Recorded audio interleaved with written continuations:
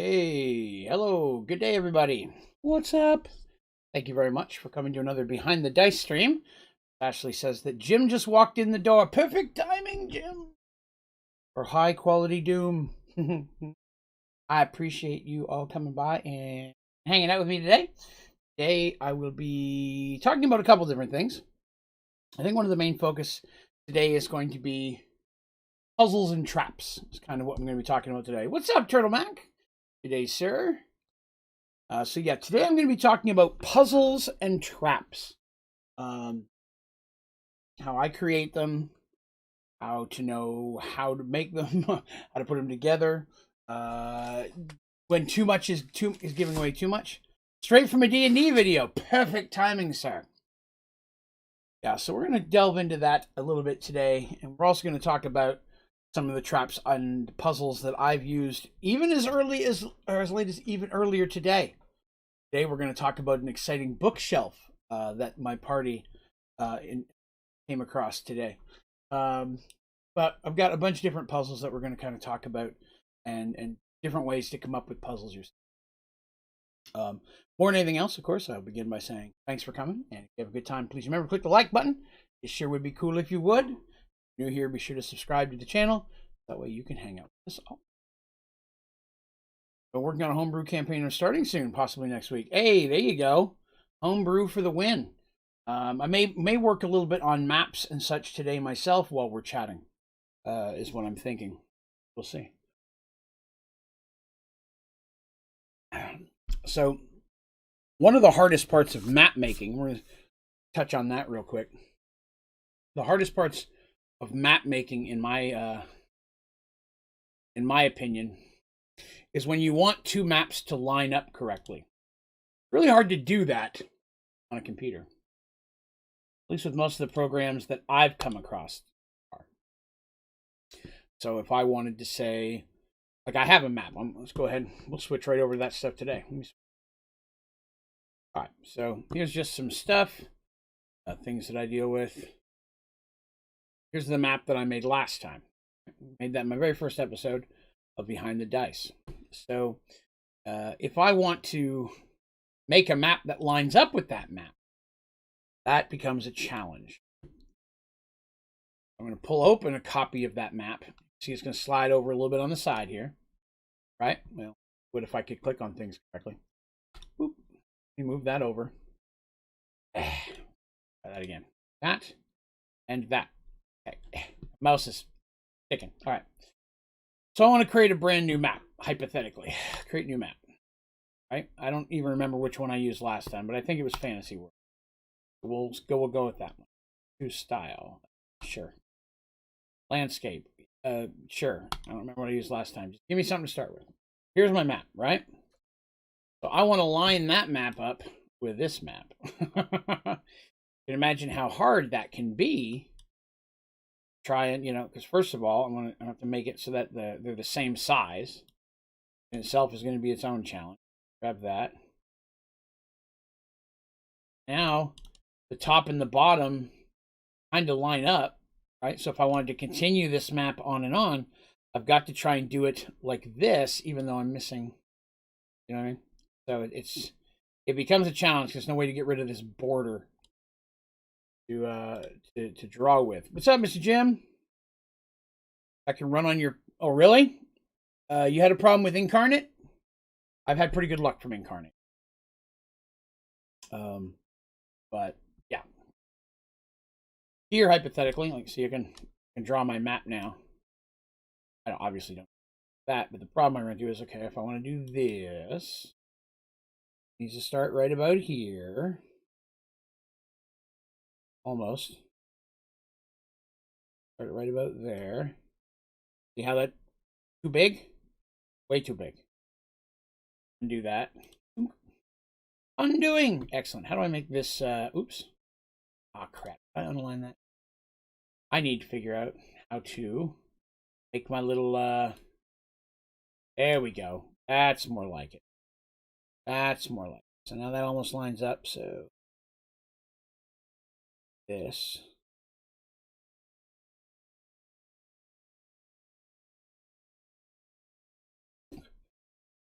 Right? And then I'm just a matter of merging it with all of this stuff. Now I can make it bigger. Maybe it's just a matter of merging all that stuff together. Whoops. Careful.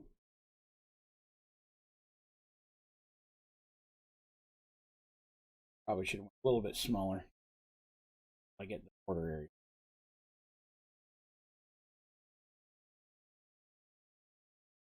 This is the land that would run between Paxawal and Arduel. What we'd be looking at here as an image on another layer. I don't know how to do that, but that could work.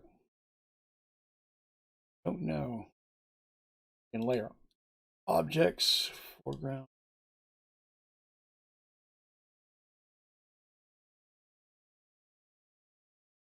Not sure. Very possible. Someone with skill probably could. Again, I'm relatively new to using PCs for map making. Always drawn them by hand, but definitely they look better. Drawing out some maps while chatting. So I was going to talk about puzzles today. Let's dive right into that topic. Puzzles are awesome in Dungeons and Dragons, but very often they're some of the hardest things to come up with as a DM. Because coming up with a puzzle that someone else is going to figure out, someone else is going to understand, you have to really relay that information. How much puzzle, how hard it is, and how often you see them can really come to depend on your group. You have people that like puzzles. You have people that prefer just more combat story-based things. So you got to test it out and find those happy waters.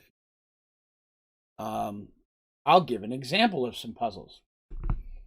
So in the adventure I was DMing this morning with my group, they were in a dwarven kingdom that was mostly abandoned. They had been kind of tricked by an archaeologist who wanted help. His life mission was to learn about this dwarven kingdom that hundreds of years earlier had just closed its doors one day and had no more dealing with the outside world. Sealed itself up. No one was ever heard from the dwarves again. He found basically like a backdoor entrance kind of thing, and he was trying to figure out how to get in it. The party helped him figure out that puzzle and how to get inside. When they got inside, they found the city there were signs of a battle between dwarves and dark dwarves, also very commonly known as Duergar, depending on how you want to pronounce it.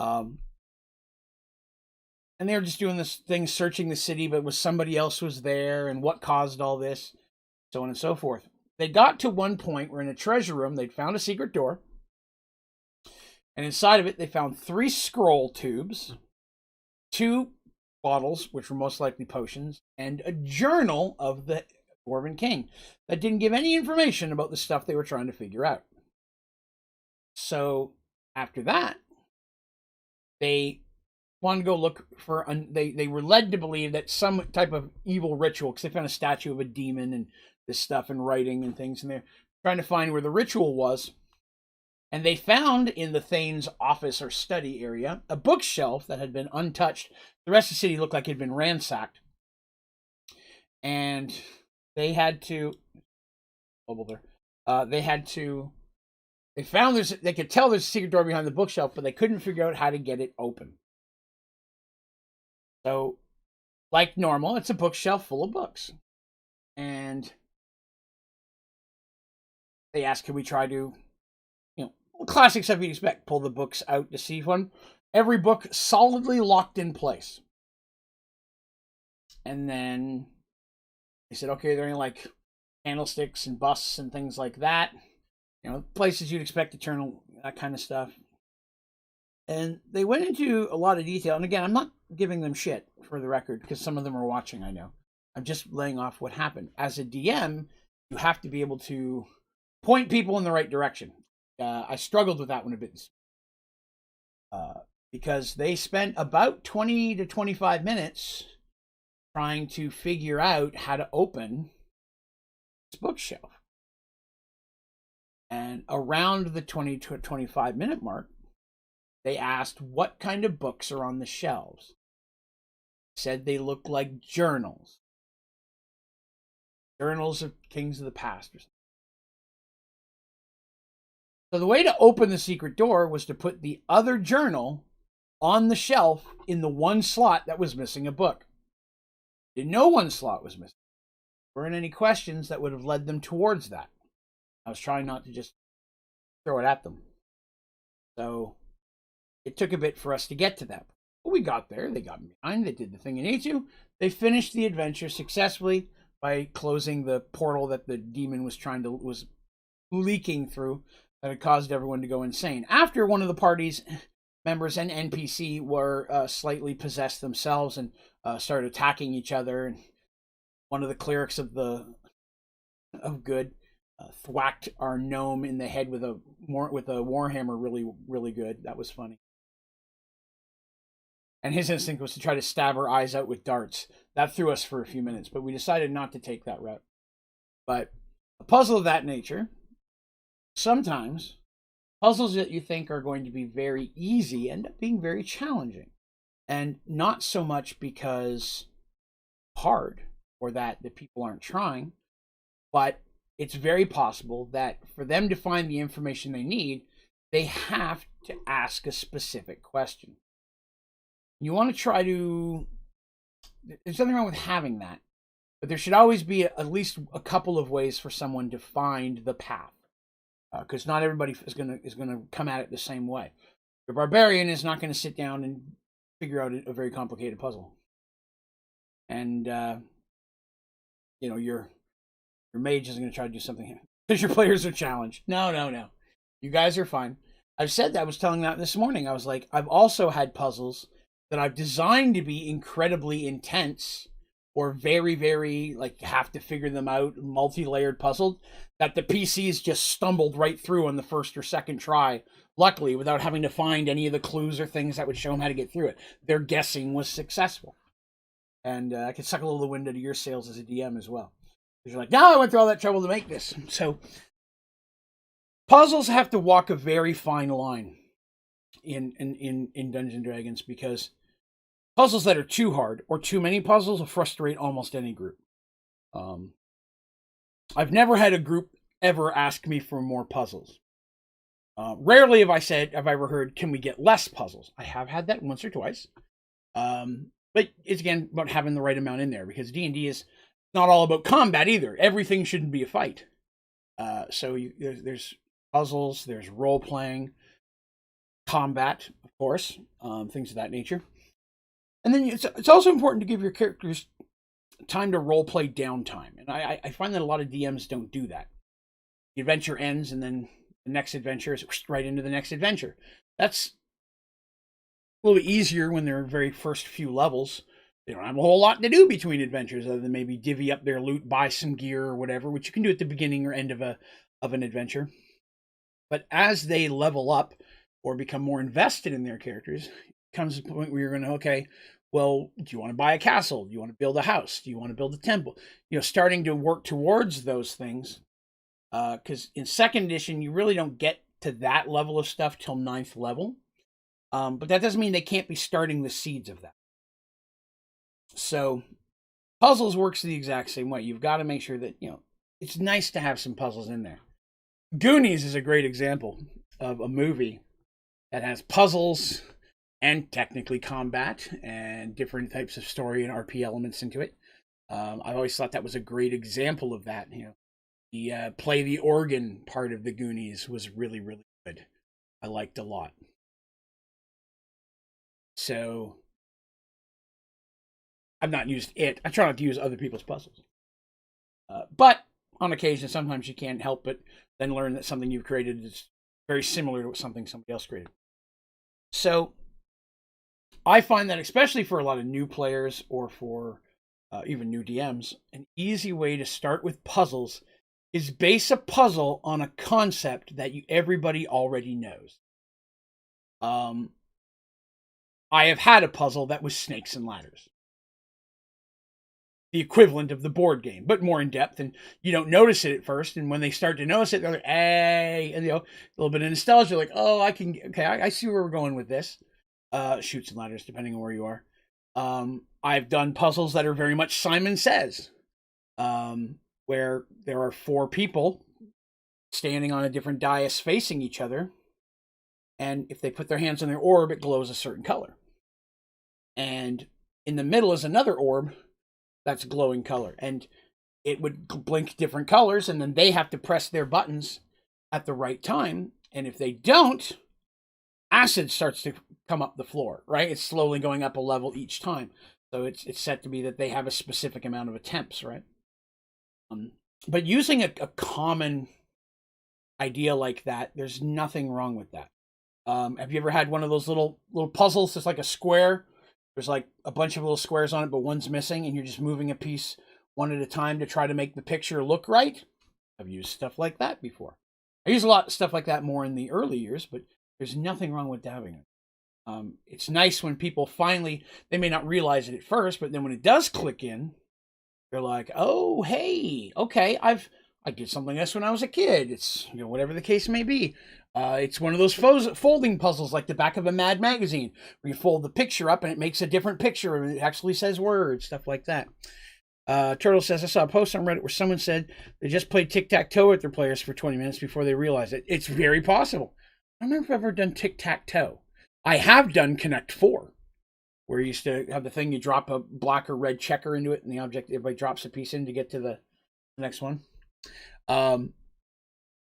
So there's nothing wrong with throwing a puzzle or 2 in a dungeon.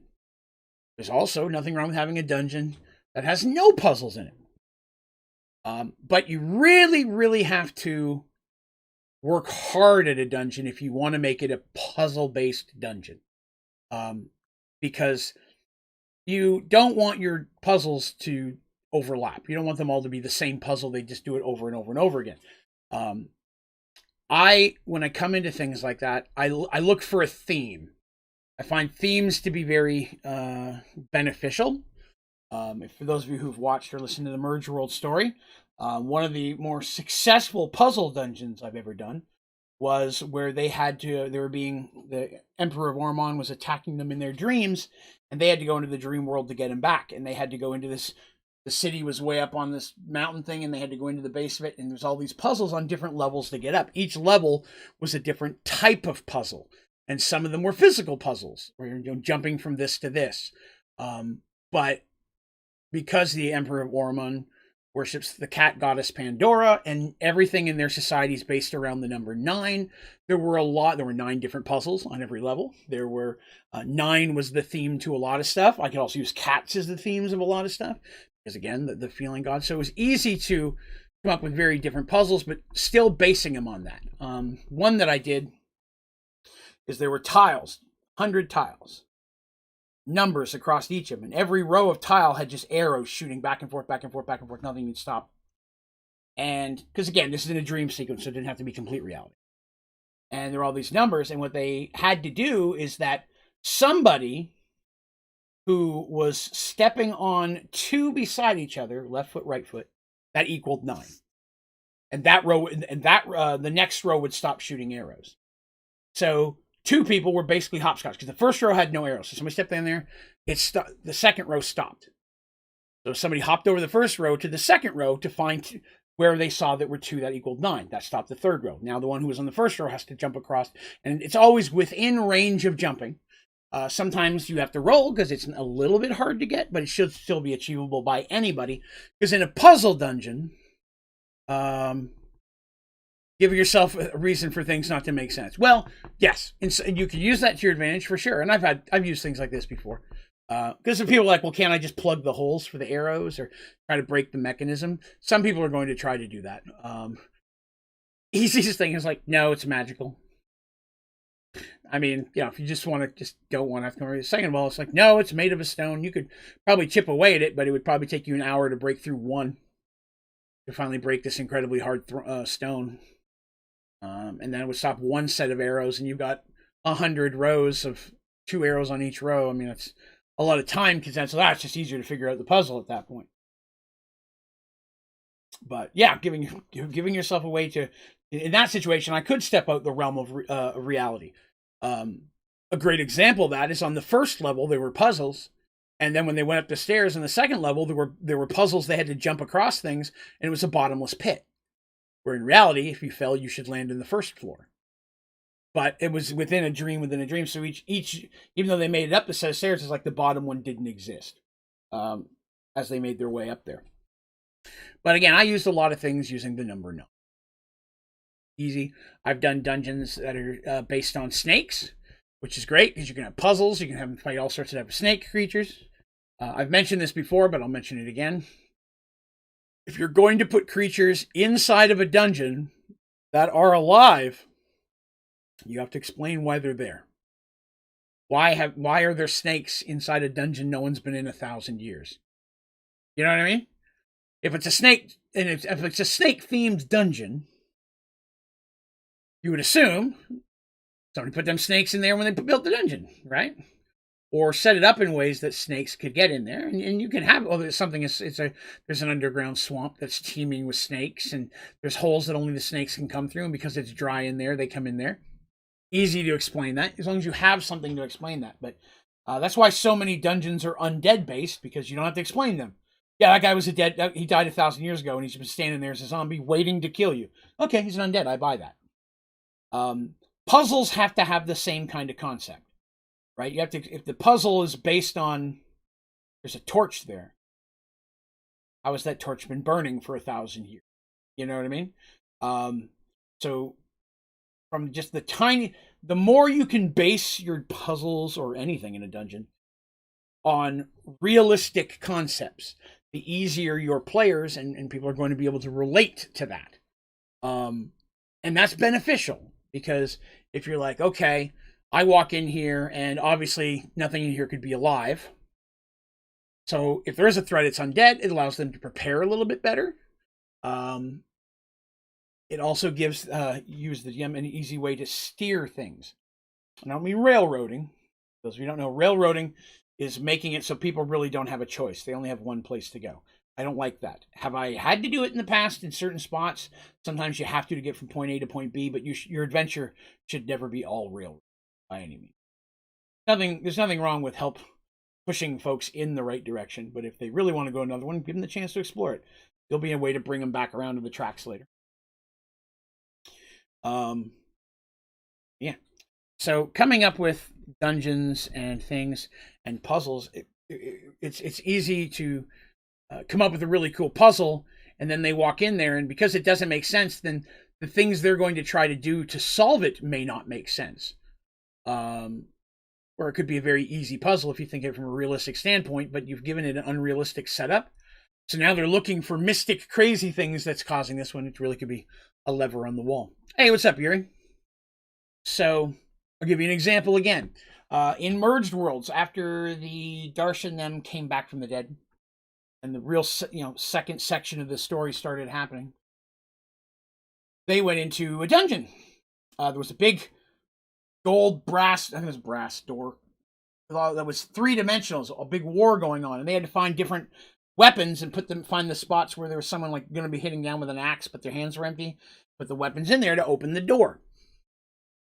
When they went in there, I used a concept that I've seen in multiple movies, but one of the most recent ones was probably the first National Treasure. Very end of the movie. Sorry if I'm spoiling National Treasure. It's like 15, 20 years old. Watch you a movie now and again. But you get a National Treasure. Guy lights a thing in the middle, and it's full of oil. Oil doesn't dissipate specifically, is the concept there. It doesn't just go away even over long periods of time.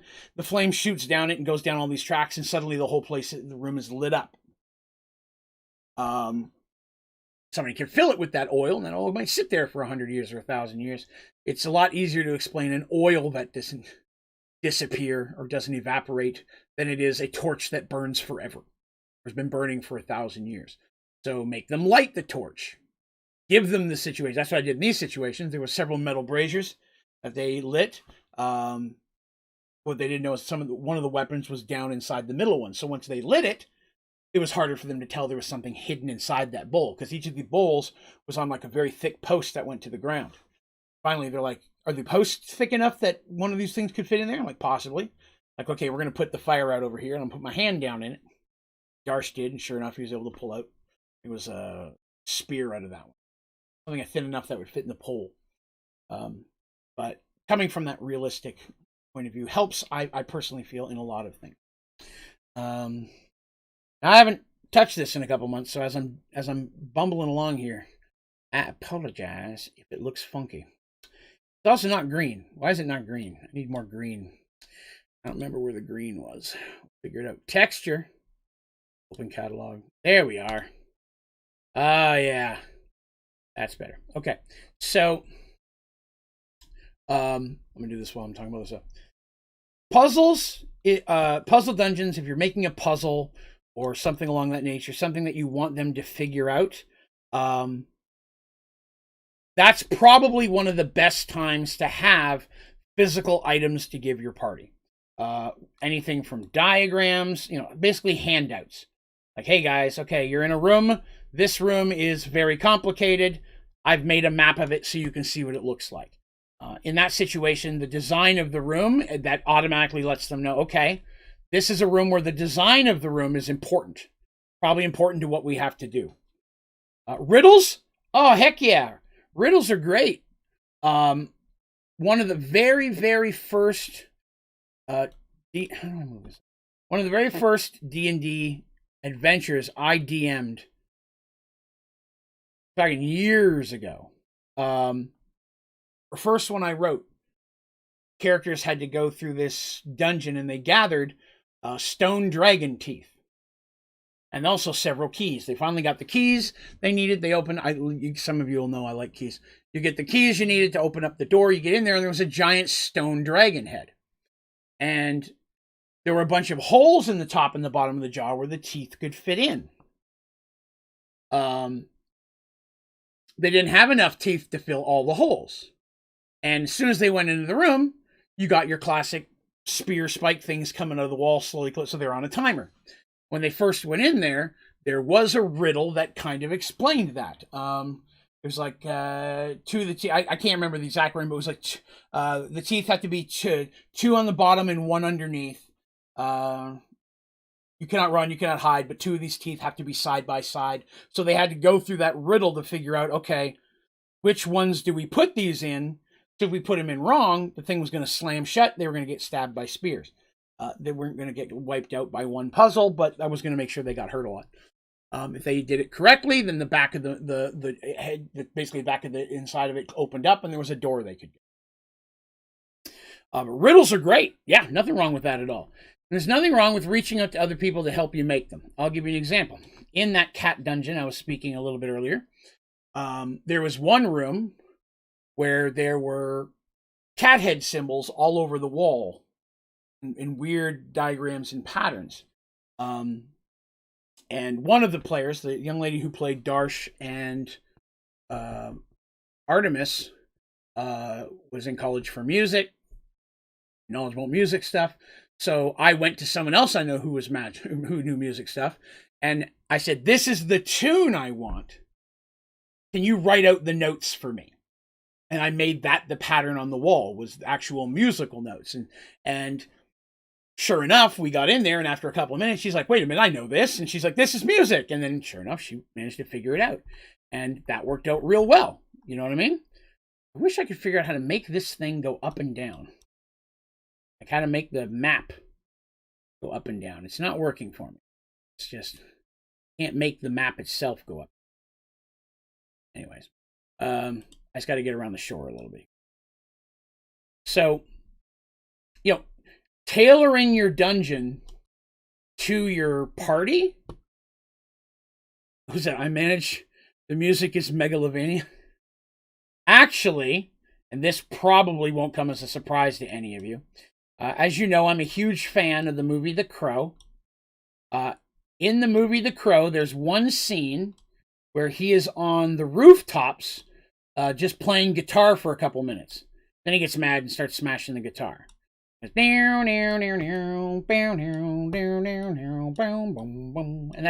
it had a little note to it, and I love that, and it's cool to me.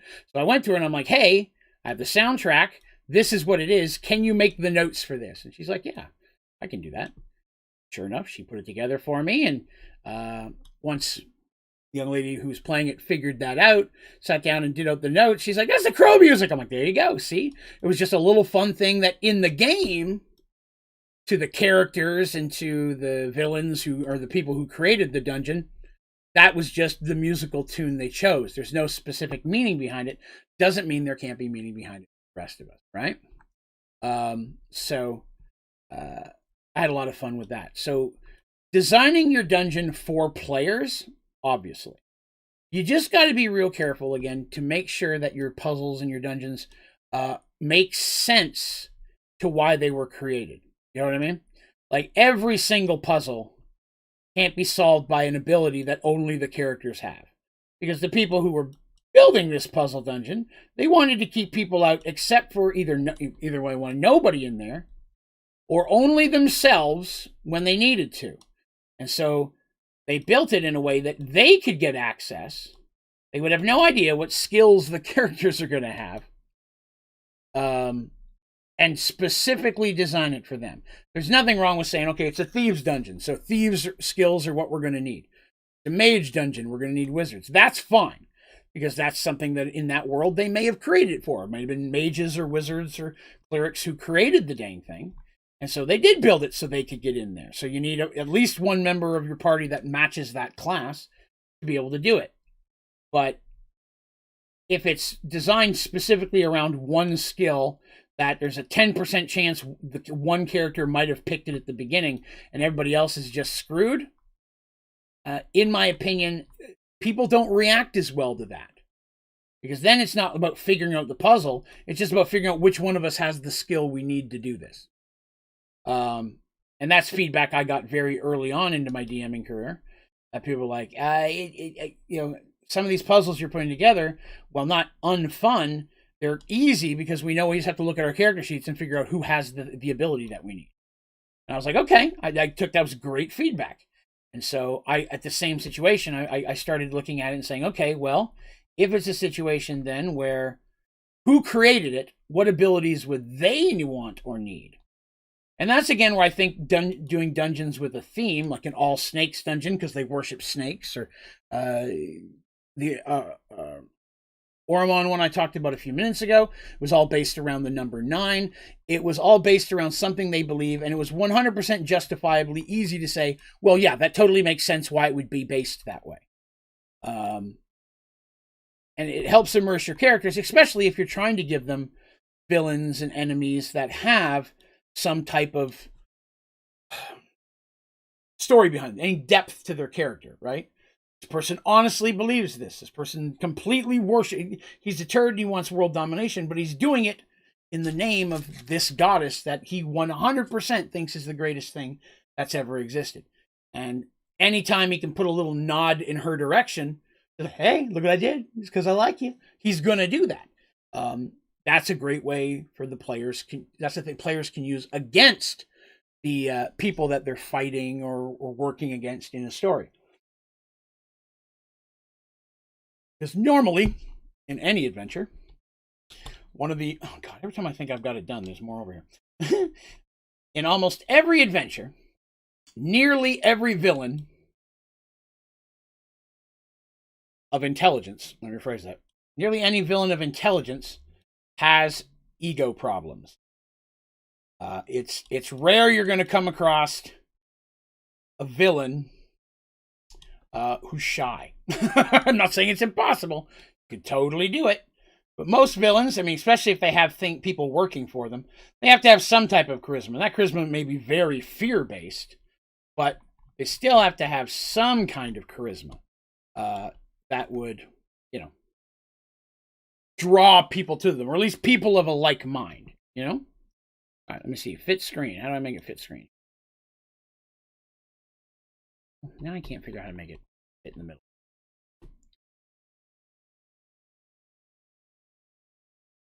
Just trying to get the top of my map. Give me the top of my map back. There we are. That's about good. And I missed a bit down here. Okay. I'm freehand this without zooming in this. So, when making your puzzles, nothing wrong with making them confusing. It should be challenging. But I try to keep my puzzles self-contained. By that I mean you're not going to go into one level of the dungeon and you have to solve a puzzle to get to the next level. I like to kind of space it like that. So it's not like I get all the way up to the second level, then the third level, and now I have to go back to the first level and flip a lever. Because it's time consuming. Unless you have some type of new thing behind them that they're going to have to fight that wasn't there when they came through the last time, and then you got to explain that. He's like, okay, we walk back down the stairs, we walk back over here, That's just, it's unneeded time. It's not to say that it can't happen if you have the right justification for it. I'm saying majority of the times I've done that, I didn't do it for long because I found that people preferred to keep it isolated. They felt like they completed a task and then they could move on to the next task at hand. That's not to say that they can't find pieces to the puzzle. They find a key they're going to need at the end, or a stone tooth, or whatever the case is. It may not mean anything to them now, but clearly it means something. Throw that in the backpack or tuck it into my belt, and when that times it gets to the end. They get to the end and they're like, okay, we found 4 out of 5 teeth. Crap, we missed one. We've got to go back. That's fine. Where did we miss a room? What door didn't we go in? Things like that. Turtle says, I feel like that's a challenge. Now I'm mostly make the socially awkward villain you've ever seen. You could do it. You could do it. Wants to destroy the world because they just want to be alone. The most emo villain of all time. All right. So there's the basics of what's going to be the Kingdom of Oromon. Arduel. And Arduel is over here near this little uprising niche here. Is where the kingdom is. Now the next part is I have to respace this out again a little bit. So I can trees. Right? Because it works. Hang on a second. That's not good. Oh, okay. I'm going to bring this up a smidge. About the same height there. Same height here. And go off the... Alright. So, I need little tiny trees. Let me find my little tiny trees. I forget where those are. That's mountains, open catalog. Mort, there we are, trees. All the trees you'll ever need. Trees that I used last time. I can use some of these trees. Did I use that tree? I think I did use that tree. No, that tree's way too big. That tree's too big.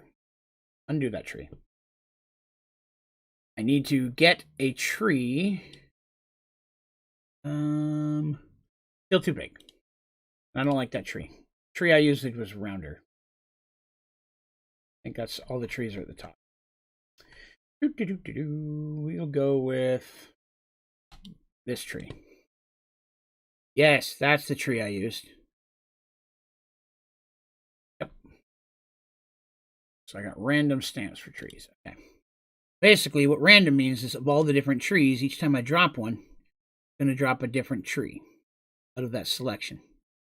I'm just trying to kind of line this up so I know how high it was coming in. I can zoom in and make that a little bit clearer later. It needs to be higher because I got click on it. So the little tree needs to go. This is too far away. There we are. Bottom tree needs to be right about here. That's our tree line. Right? So we'll have another tree line at the top. The tree line at the top looks like it comes in right about here. Let's say it comes in right about here. Excellent. So I need to do this one. I need to do the one to the west of Paxawal. And then I need to do the 3 above that. That will contain Arduel, Thorman, Serenity, Firemoon, New Gully, and pretty much all the main places. All right, Turtle, have a good one, brother.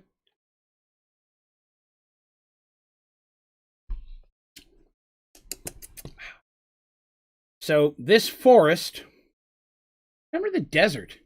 Oh, there it is. That's the other thing I was.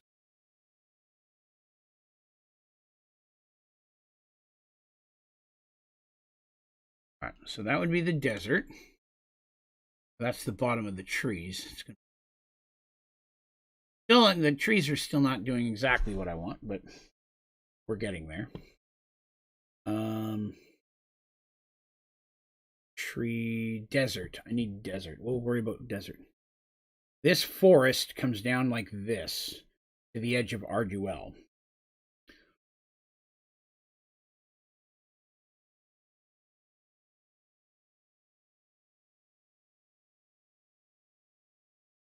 That's a very large forest.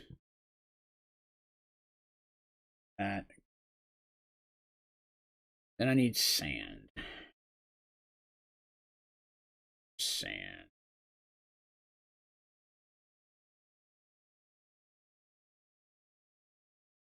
Desert. There it is. I say it. It knows I used it.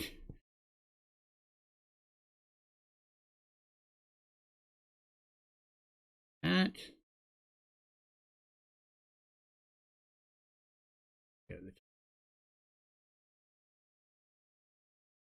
Shoot. Somehow. Shrunk it a bit. That's not cool. That's not cool at all. I gotta fix this to fit it up a little bit. There we are.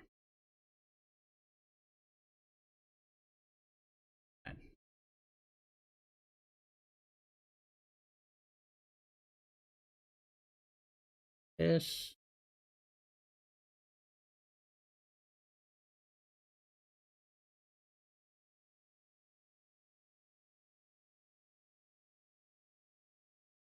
Trees along partial of its.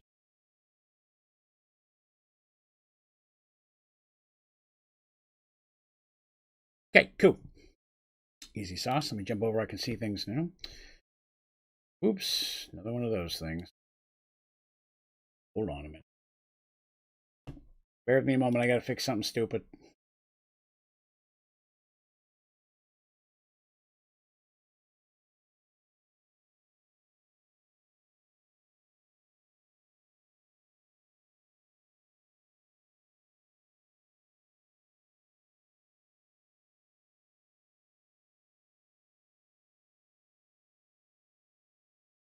All right, I should fix that. Sorry about that, guys. Something stupid happened. I had to fix it. Fixed. Excellent.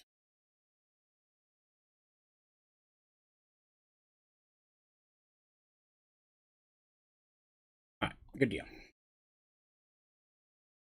There. So as for you guys, do you have any questions about puzzles? Just from a PC point of view, DM point of view, if there's anything that way that you'd like to discuss, happy.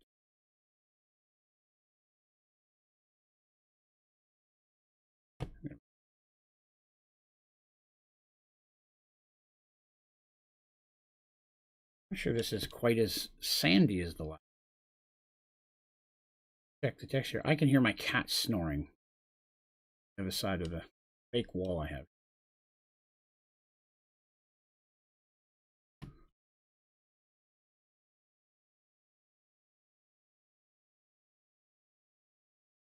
If you really want to play a puzzle dungeon, there is a pre-written dungeon that, in my opinion, is the hardest adventure I've ever played. I never DM'd it. I have played it. I want to say I have it still somewhere. I think I do. I bought it because I wanted to put a group through it, never got to. But for a group like that, you're talking minimum level 15 characters to survive. I think it was 16 to 20 is what was recommended. But it's called Labyrinth of Madness. And it is 100% a puzzle dungeon. Now, I'm going to zoom in on this here. This does not have the rough edges of texture that I would like it to, and I don't. Labyrinth of Madness. Not only is every single room a puzzle, but half of the puzzles change the room you were in last or previous rooms and resets them to be a completely different puzzle based on what you've done in the room and the room after it. I'm not kidding when I say sometimes you go into the room of dragons or you go into the room of beholders. The beholder rooms. It's just savage, man. It is rough stuff. Softness, that's my problem. Maybe I need to be harder. Am I not hard enough? Maybe Draven's not hard enough. Too soft, extra soft. I don't think it makes a difference. How did I get the cool edging that I used last time? Dang it. See how... Oh, we'll pull it over here. See in this one? It's got that solid edging around it.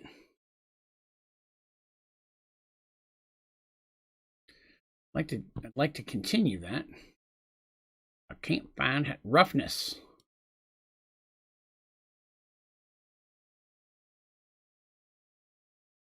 Zoomed in. Again, if you're just tuning in, I'm using a website called Inkarnate. Inkarnate. You should see it at the top of the screen up here. I do have the paid version, but the free version is also really cool. Has some stuff you may not have seen before. Or some of the stuff I'm using you might not see if you're using the free version, but the free version has a lot of good stuff. Of the different ones I tried, I like this one the best. Here he says, walks through a dungeon, Terraria Dungeon Guardian, you dare challenge me? Sphinx, that's a great entrance to a puzzle dungeon. That lets them know they're going to have to do some thinking in this next room. They are FBG. Usually used for water, ocean. Well, I don't need them. I already have that saved. Advanced settings. Oh, look at that. Now I'm more advanced than I was a minute ago. Turn the softness down. What does this do? Crank this down a little bit so I can see this. Okay, so that's got more of a solid edge to it, which I think is what I was using before. Okay. I need to extend this just a smidge. It's Draven. Edgy guy, that Draven. You know what I'm talking about? So let's see here. Now, I guess I should do this. For those of you who did not see what the original map looked like, that's the original Mergedworlds. That's the first one. That's Paxawal. That's where, when they started, this is where they woke up from the dead. And they went down here. They end up in the village, the little farming community and such, made their way down to Paxawal. That's where they started off with a lot of their early adventures in Mergedworld. You'll recognize the pyramid from before that, because that's where they had to deal with that. And yes, there's a Kender village, or what used to be one, that's going to show up on here. Lex says, to be honest, I'm probably going to put a giant neon sign that says dungeon ahead entrance here. Obvious entrance, just because maybe people will not trust and believe it's a trap. Oh, traps. That's the next thing we're going to talk about. Good call. And what's up, Lex? Traps. Man, you can't have enough traps. Hello, Condor. Good day, good day. Just working on some maps, and today we're talking a little bit about puzzles and traps. From designing them, so on and so forth. From a personal experience point of view, I would say this. Never put a puzzle or a trap that'll wipe the party. Just don't do that. Don't hinge everyone's survival on one person's role. That's not to say that in a combat, everybody gets knocked out, you got one last survivor, they've got to survive. You didn't design it that way, it came out that way. But never have one trap that can wipe the party, unless you are straight up intending to wipe the party. I don't even like to have a trap that would wipe a single person. But man, I'll maim the hell out of them. Lose an arm, lose an eye. I'm fine with all that business. But when you design one single thing to just destroy everybody, your players are going to have a hard time trusting your scenarios in the future. Because now they're going to put way more thought into stuff that you really don't need them to waste time on, because they're afraid there's something there that's going to kill them. So being able to find that happy medium and making sure that it can hurt real bad. It can take out a party member, knock them unconscious, hurt them enough that they're stunned or knocked out for a while, man, you hit the healer like that, you'll crank the brakes on an adventure for a minute, but that's okay. But I normally don't put a trap that does enough damage to kill anybody. Condor says, I always watch your Minecraft Sky vids and finished with the game because Return of the Worlds. Excellent. Well, hopefully you enjoyed the game as well. I love Sky Factory 4. And thank you so much for coming by and saying that. I really appreciate it. Thank you. I love hearing that stuff. Very flattering. Right, there's got to be a way to move this thing so it just takes up the rest of the screen. Like, look at this. Fit screen. Fit screen. Oh, God. What did I just do? Okay. Well, I messed something up. You think there'd just be a put it back the way, like, oh, there it is, fit screen. Ha, ha, ha! I thought the bar was for fit screen. Excellent. A moment of fail, brought to you by Onlydraven Gaming. Oh, my goodness. So, anyways. Yeah, that's how I roll. I like having traps. My traps, I like a good mixture of stuff they can expect and stuff that they can't. Never played this game, Dungeons & Dragons. Dungeons & Dragons have been playing for over 30 years. I've been running Dungeons & Dragons games. So, a while back, people asked me to start talking about that, so I started doing streams on that as well. So this is kind of like a basic tutorial series, not from a you have to do it this way or this is the way it should be done, but this is how I do it based on my experiences, and this is what. There is no wrong way. It's the same with Minecraft. I say it all the time. There's no way to cheat, right? There's no way to play the game badly if everybody's having fun. You had fun, your players had fun, did right.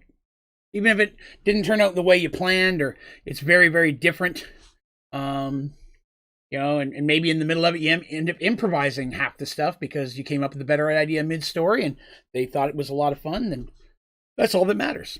The important part is that everybody had a good time. Why am I not getting multiple colored? That's why. I was using the wrong trees, but that's okay. Mix them. But when it comes to things like traps, most of them are not going to be living creature based, obviously. They're going to be physical items. That's not to say that a physical creature can't be in there. Living creature. If you'll remember, I had one quest in for those of you who watch Mergedworlds. Mergedworlds is my Dungeons & Dragons series I do every other Thursday. When I'm not doing this. And that's me telling the story of my D&D campaign from the last 30 years. So if anyone's interested in that, highly recommend listening to that. Also available on iTunes and Spotify as a podcast. Audio podcast. But I had the one adventure in Mergedworlds where they were going into this ice tower, if you'll remember. And there were what looked like big frozen statues of animals that were magically in stasis. That's a great way to put something living in your dungeon. You have to explain how the people who built the dungeon would do that or could do that. But if they can, then you're set. At that point, you're good to go because you're like, okay, cool. Now in that situation, there was a frozen woolly mammoth in one of the rooms they had to mess with. So yeah. Trapsman Indiana Jones style. Yeah, definitely. Nothing wrong with that. Nothing wrong with that at all. I wonder if these trees don't look like they're too close together. Density 100. That density.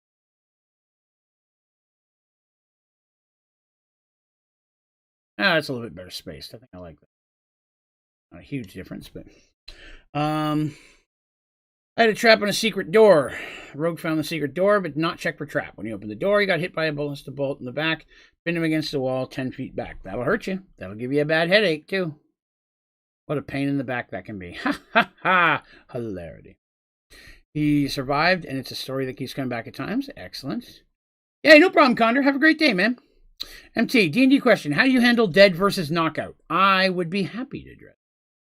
So second edition, at least how I always was taught to play it. When you hit 0, you're unconscious. -10 and you're dead. If you are -8 or -9, it's the equivalent of a coma. It's going to take more than just a regular heal spell to bring you up and make you alive again. But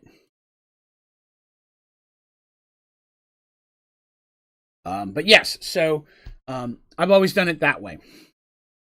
So I also do the thing, and we've talked about it before, where if somebody does 50% of a person's maximum hit points in one hit, they have to make a system shock roll to see if they pass out.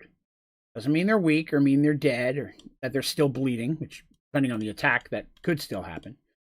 It's intended more, the fact is, that much pain hitting anybody, that's literally what going into shock means, right? You know, saying I should save. I guess I probably should. Save as... Give me a place to save. Oh, there we go. Call this Arduel. Going to be the primary city. So yeah, that's how I do Dead versus Knockout. If you're -8, -9, they usually have to use one healing spell just to level you off, to get you to the point that another healing spell will get you okay. And you have to be up to 1. 0 itself is considered unconscious.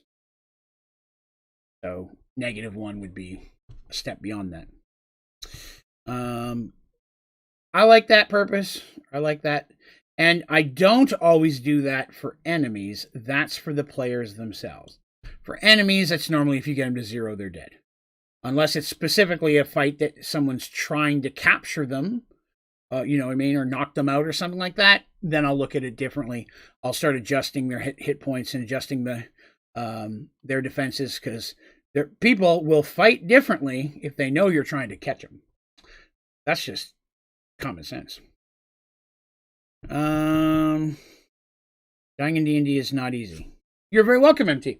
Dying in D&D, in my experience, is usually more on behalf of the DM doing poorly than the characters. And I say that because very often a DM will overestimate their players' capabilities, and they will start giving them things to fight that they really shouldn't be fighting yet.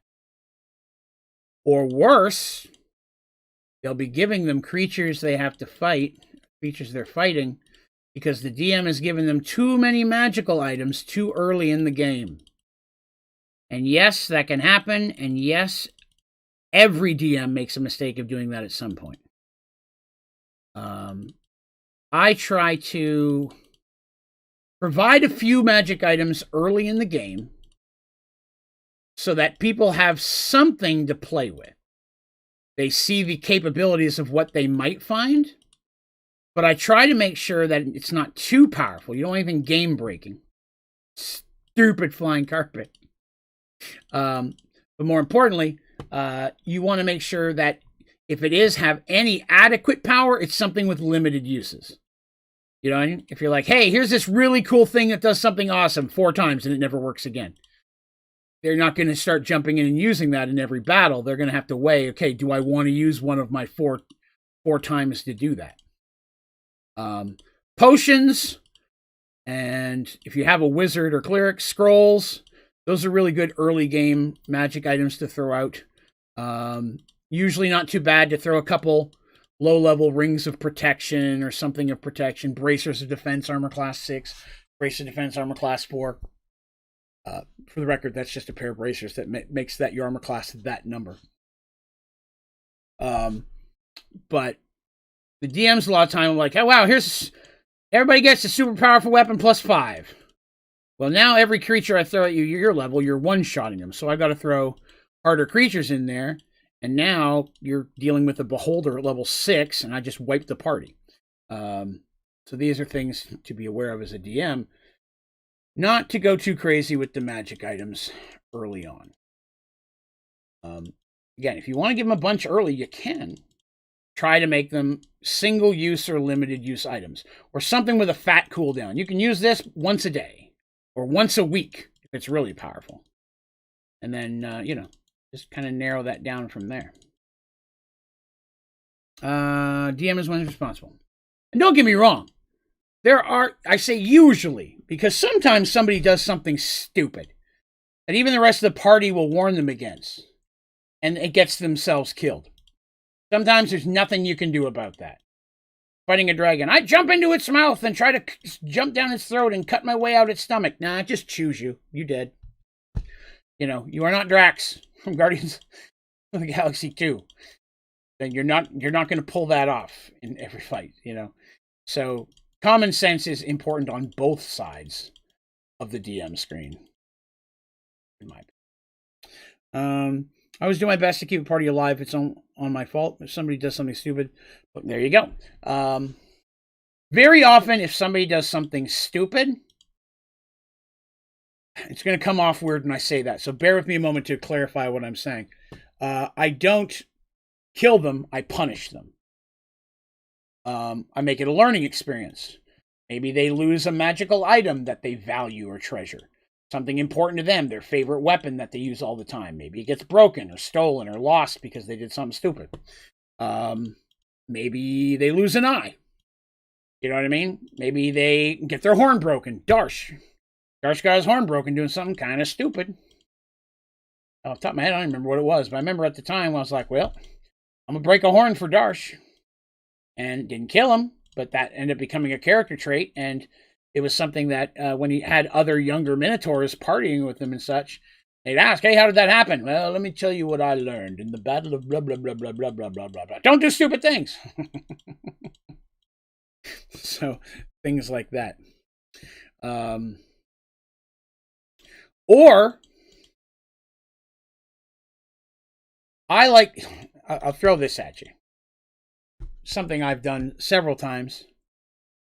And may even pop up in Mergedworlds from time to time, you may find. But if somebody role plays poorly, right?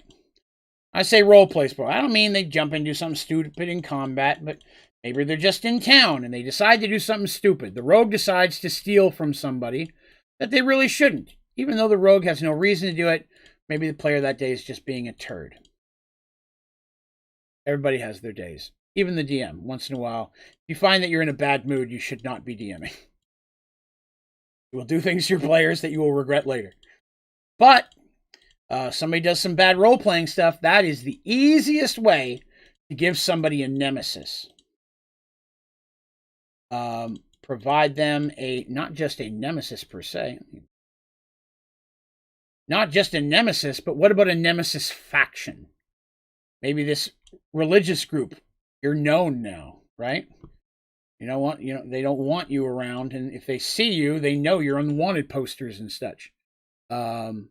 Maybe you do something stupid and it gets a blacksmith killed. A blacksmith's got a nephew out there who happens to not be in town when it happens, but he's actually a mercenary or a relatively skilled knight or something, and now you've irritated the hell out of that person. And so now, in the middle of an adventure, you never know when they're going to roll up there and say, yeah, I understand you're in the middle of an adventure to save the world, but you got my uncle killed, so I'm going to take you out now.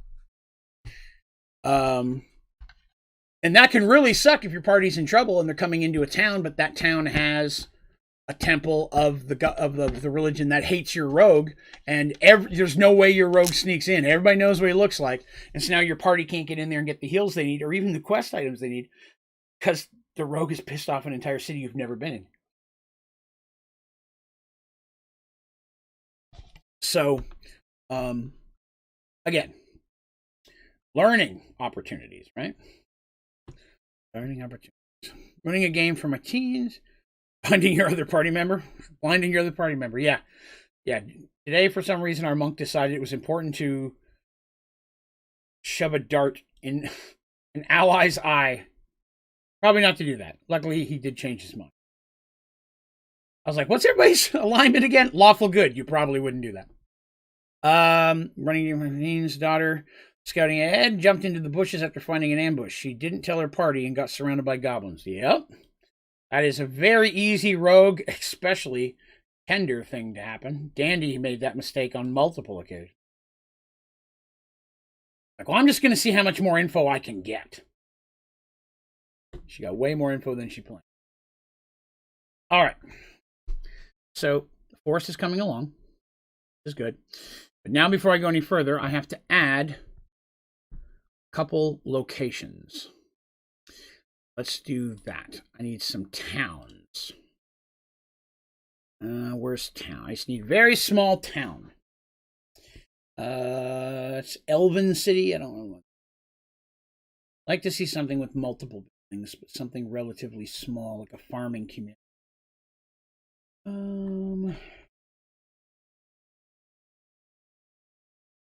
Ooh, that doesn't look bad.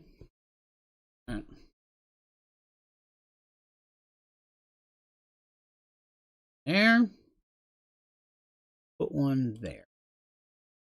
In a minute, I'm going to say what those buildings are. Some of you, your Merged Worlds people, will know.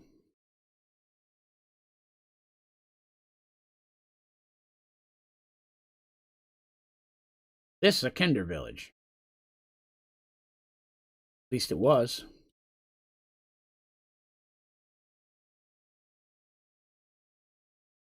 This was a very, very important part of the very original Merged World story. It's called the early part of the second generation.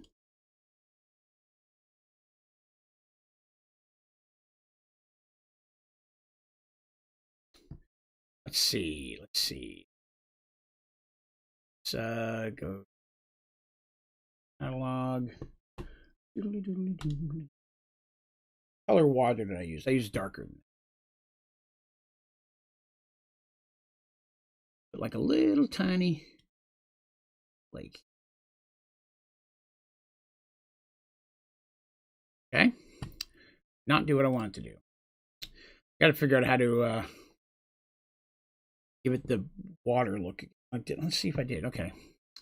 So here we are. I'm back here. Softness 0. So I guess that's what I wanted.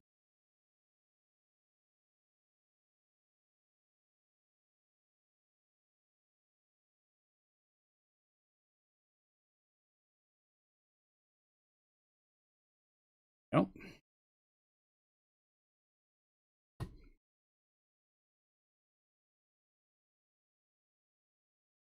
All right. Here. That'll also kind of help hide the shape of it so it doesn't look like just like a blue blob as much. This is a Kender village. This the story of the Kender village came into play in the most recently finished Merged Worlds story section, if you'll remember. The whole reason they went up there to check on the drow to begin with. Because of Dandy's fixation on this situation, this location. Which I guarantee you will not be the last time that we deal with that. Especially now that she knows who he is, right? You got to think, if I gave her that information, it's because it's going to be important eventually.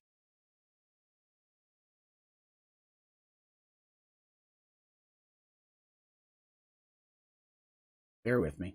I have plans. Trying to keep it from being so many straight rows.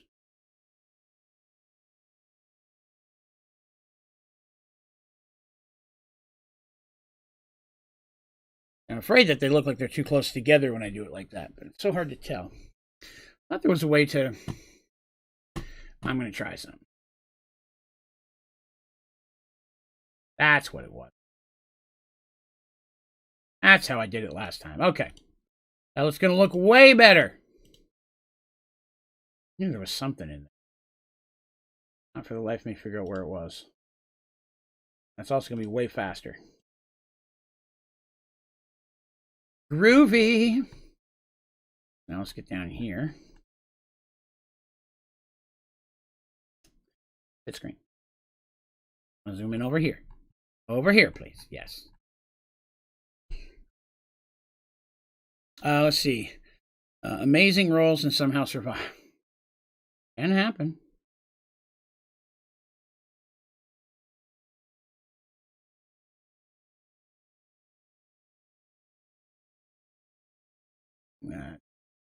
It.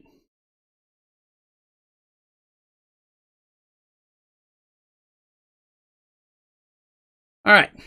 So that is a village of halflings. Some of you may remember here recently that Darsh and friends were chasing a gnome and a sea elf. And they ended up on the route stopping to help a village of halflings. That's the village that they leaving a space there because there were farms. That's what the grass is going to be. That would be a path that's going to kind of break down and lead to the beach and such. So I'm going to have a little bit of open area there.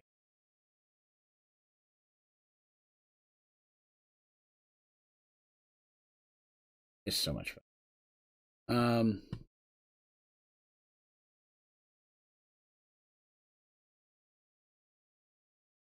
There we go. A bit more. Get way more dense. Draven's best when he's dense.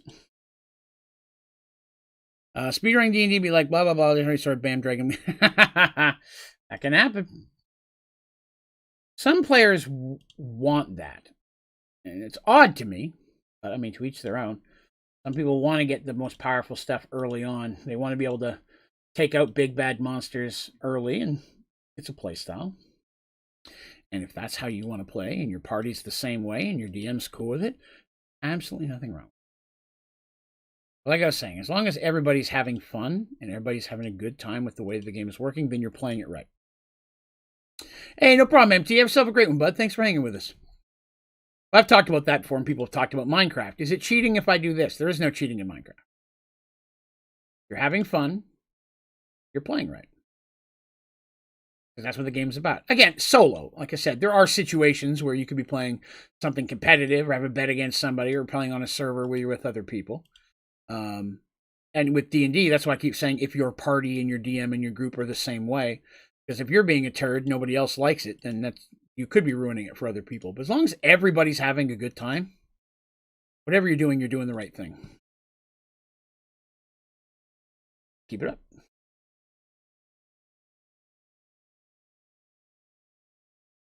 All right. I like this because now I can do a lot of this from I had that earlier mistake. I don't give out a lot of intelligent magical weapons or gear. Most that I've seen, most magical gear, intelligent gear. I'm saying it wrong. Most intelligent gear is almost always a weapon. And Menandra is the only known one in Merged Worlds.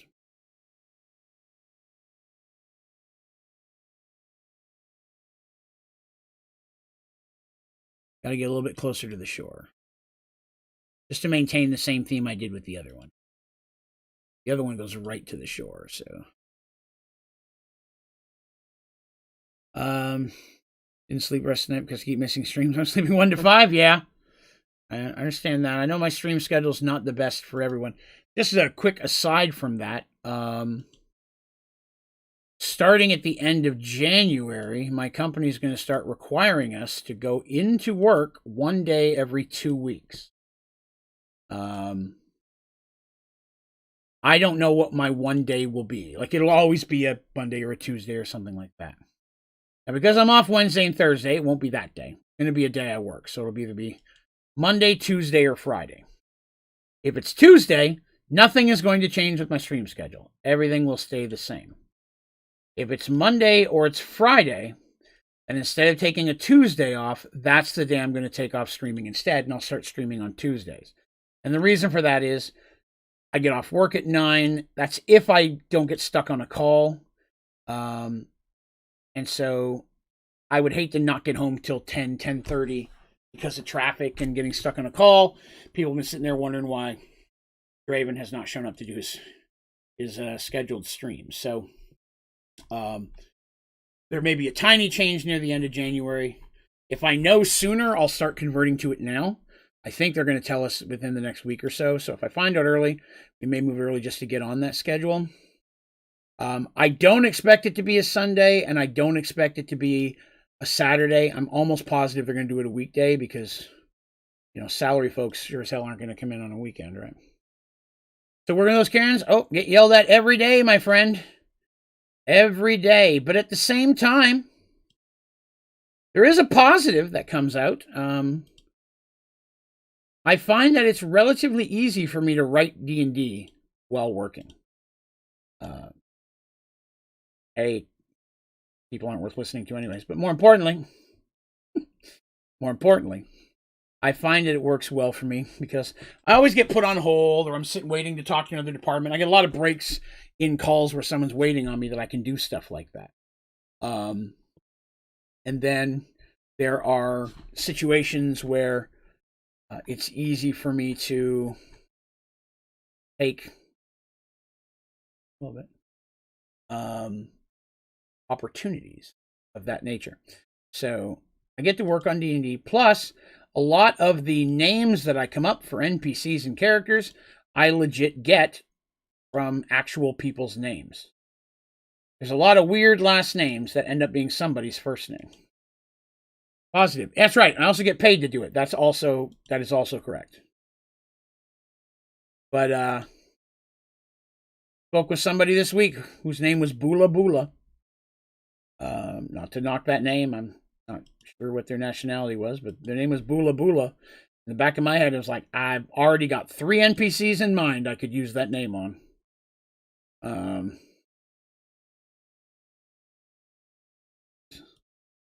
So again, I do get a lot of interesting names that way. I got to be careful, though. Some of those names are too predictable. When some names sound too much like a villain. You got to be careful not to use on a villain. Nope, it was Bula Bula. I had him pronounce it and spell it for me. I had to write down it. Every time I talk to somebody, right, I got to write down their name. Type it, record who I'm talking to. Yeah, it was Bula Bula. I'm doing this. Need down here. Training. Yeah. So yeah, like one of my favorite opportunities to throw off my characters. Speaking of puzzles, a character can be a puzzle. Figuring out whether that puzzle's the good guy or the bad guy. Are they really the bad guy? I mean, even the most recent DM or D&D adventure, finding out who the bad guy was and what was going on with the drow attacks was a bit of a puzzle. That's more of a mystery, mind you. But you can mix some puzzles in there pretty easily. Yeah. Way back when Dandy was hunting for One Eye's, helping One Eye with his were father, the mayor of the town was a little bit too suave, and his last name was Sinistera. And immediately my character's like, there's no way that's not the villain. We already know who the villain is right now. Can we just kill them? No. Like, listen, you're not going to take a name like Sinistera and not make them the villain. We're not idiots. Of course, he ended up not being the villain at all, right? Blew their minds that I did not use Sinistera as the villain. But, that's the... Gotta keep them on their toes, right? Making something obvious doesn't mean it's making it accurate, right? I think we're almost done here. I just gotta fix this little corner down here, and then we are set to start building our duel. There is IDK celebration downstairs since I lived in a church. IDK celebration. I'm not sure what that means. But hopefully they're not being too loud.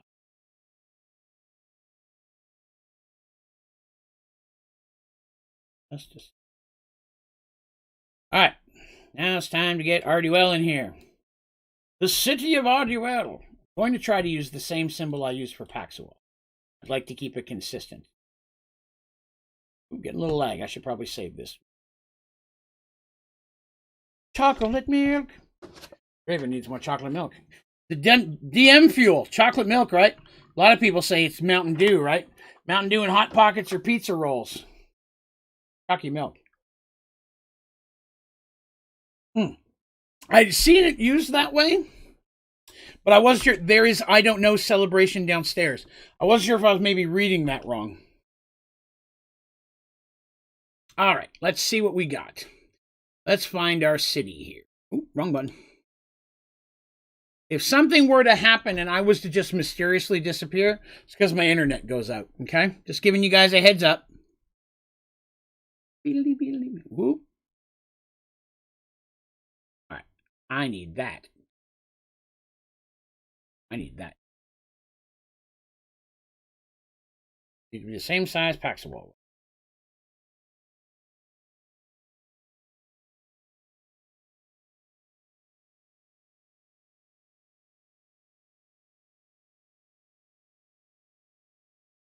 All right.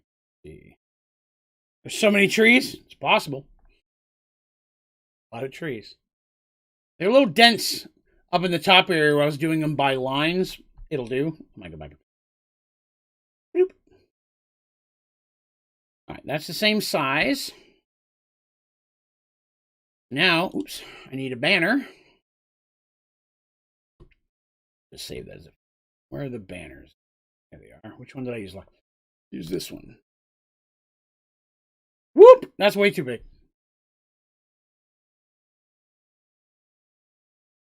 Smidge bigger.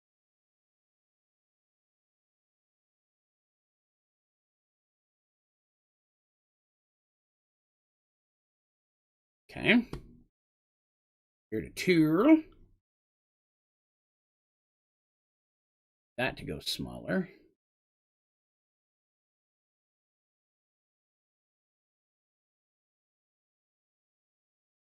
A little bit smaller.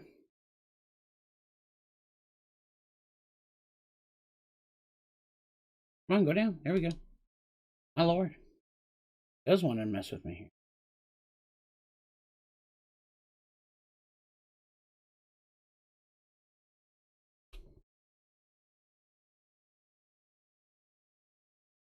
Sticks out just the smidgiest, doesn't it? See if I can. There we go. That fits. Done with that. Arduel. Now, here's the crazy part. Ready for it? You're going to have to put a whole bunch of trees over here too, right? Because if you'll remember, that is where Elven Kingdom of Santriel is over here. So their trees, their forest starts over here. Eventually I'll go and do that one as well because that'll give us Santriel and Coromon, the Dwarven Kingdom. The Dwarven Kingdom is going to be a lot of mountains. A lot of mountains. Geothermal in Sky Factory. Right, 1 million storage something. Yep. Geothermal. I will preach it to the day I die. That's the way to go.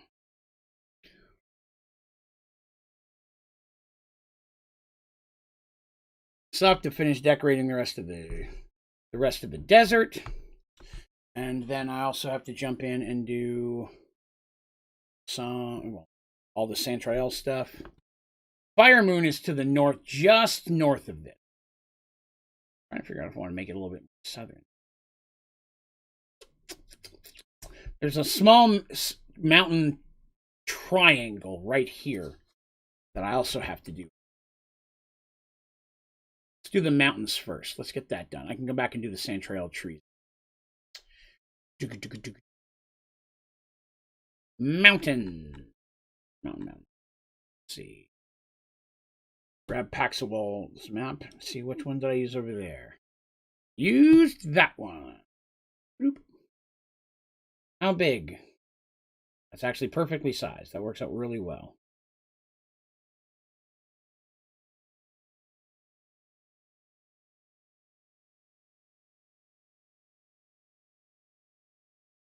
I am definitely getting a little lag here. That's intriguing. I didn't have this problem last time. Although I can hear the rain. It is raining outside, so And a good chunk of this could be weather related.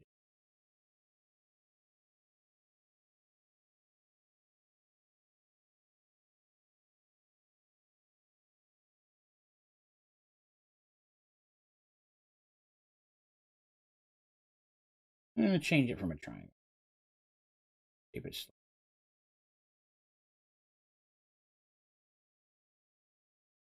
Back down there. There we are. Drop it like it's hot. Come on. Delay. Lag is killing me.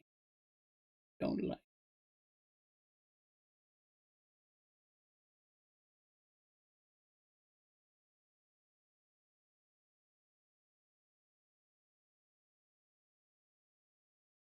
All right. So from a story point of view, those of you who are Mergedworlds fans, what we're looking at here is after.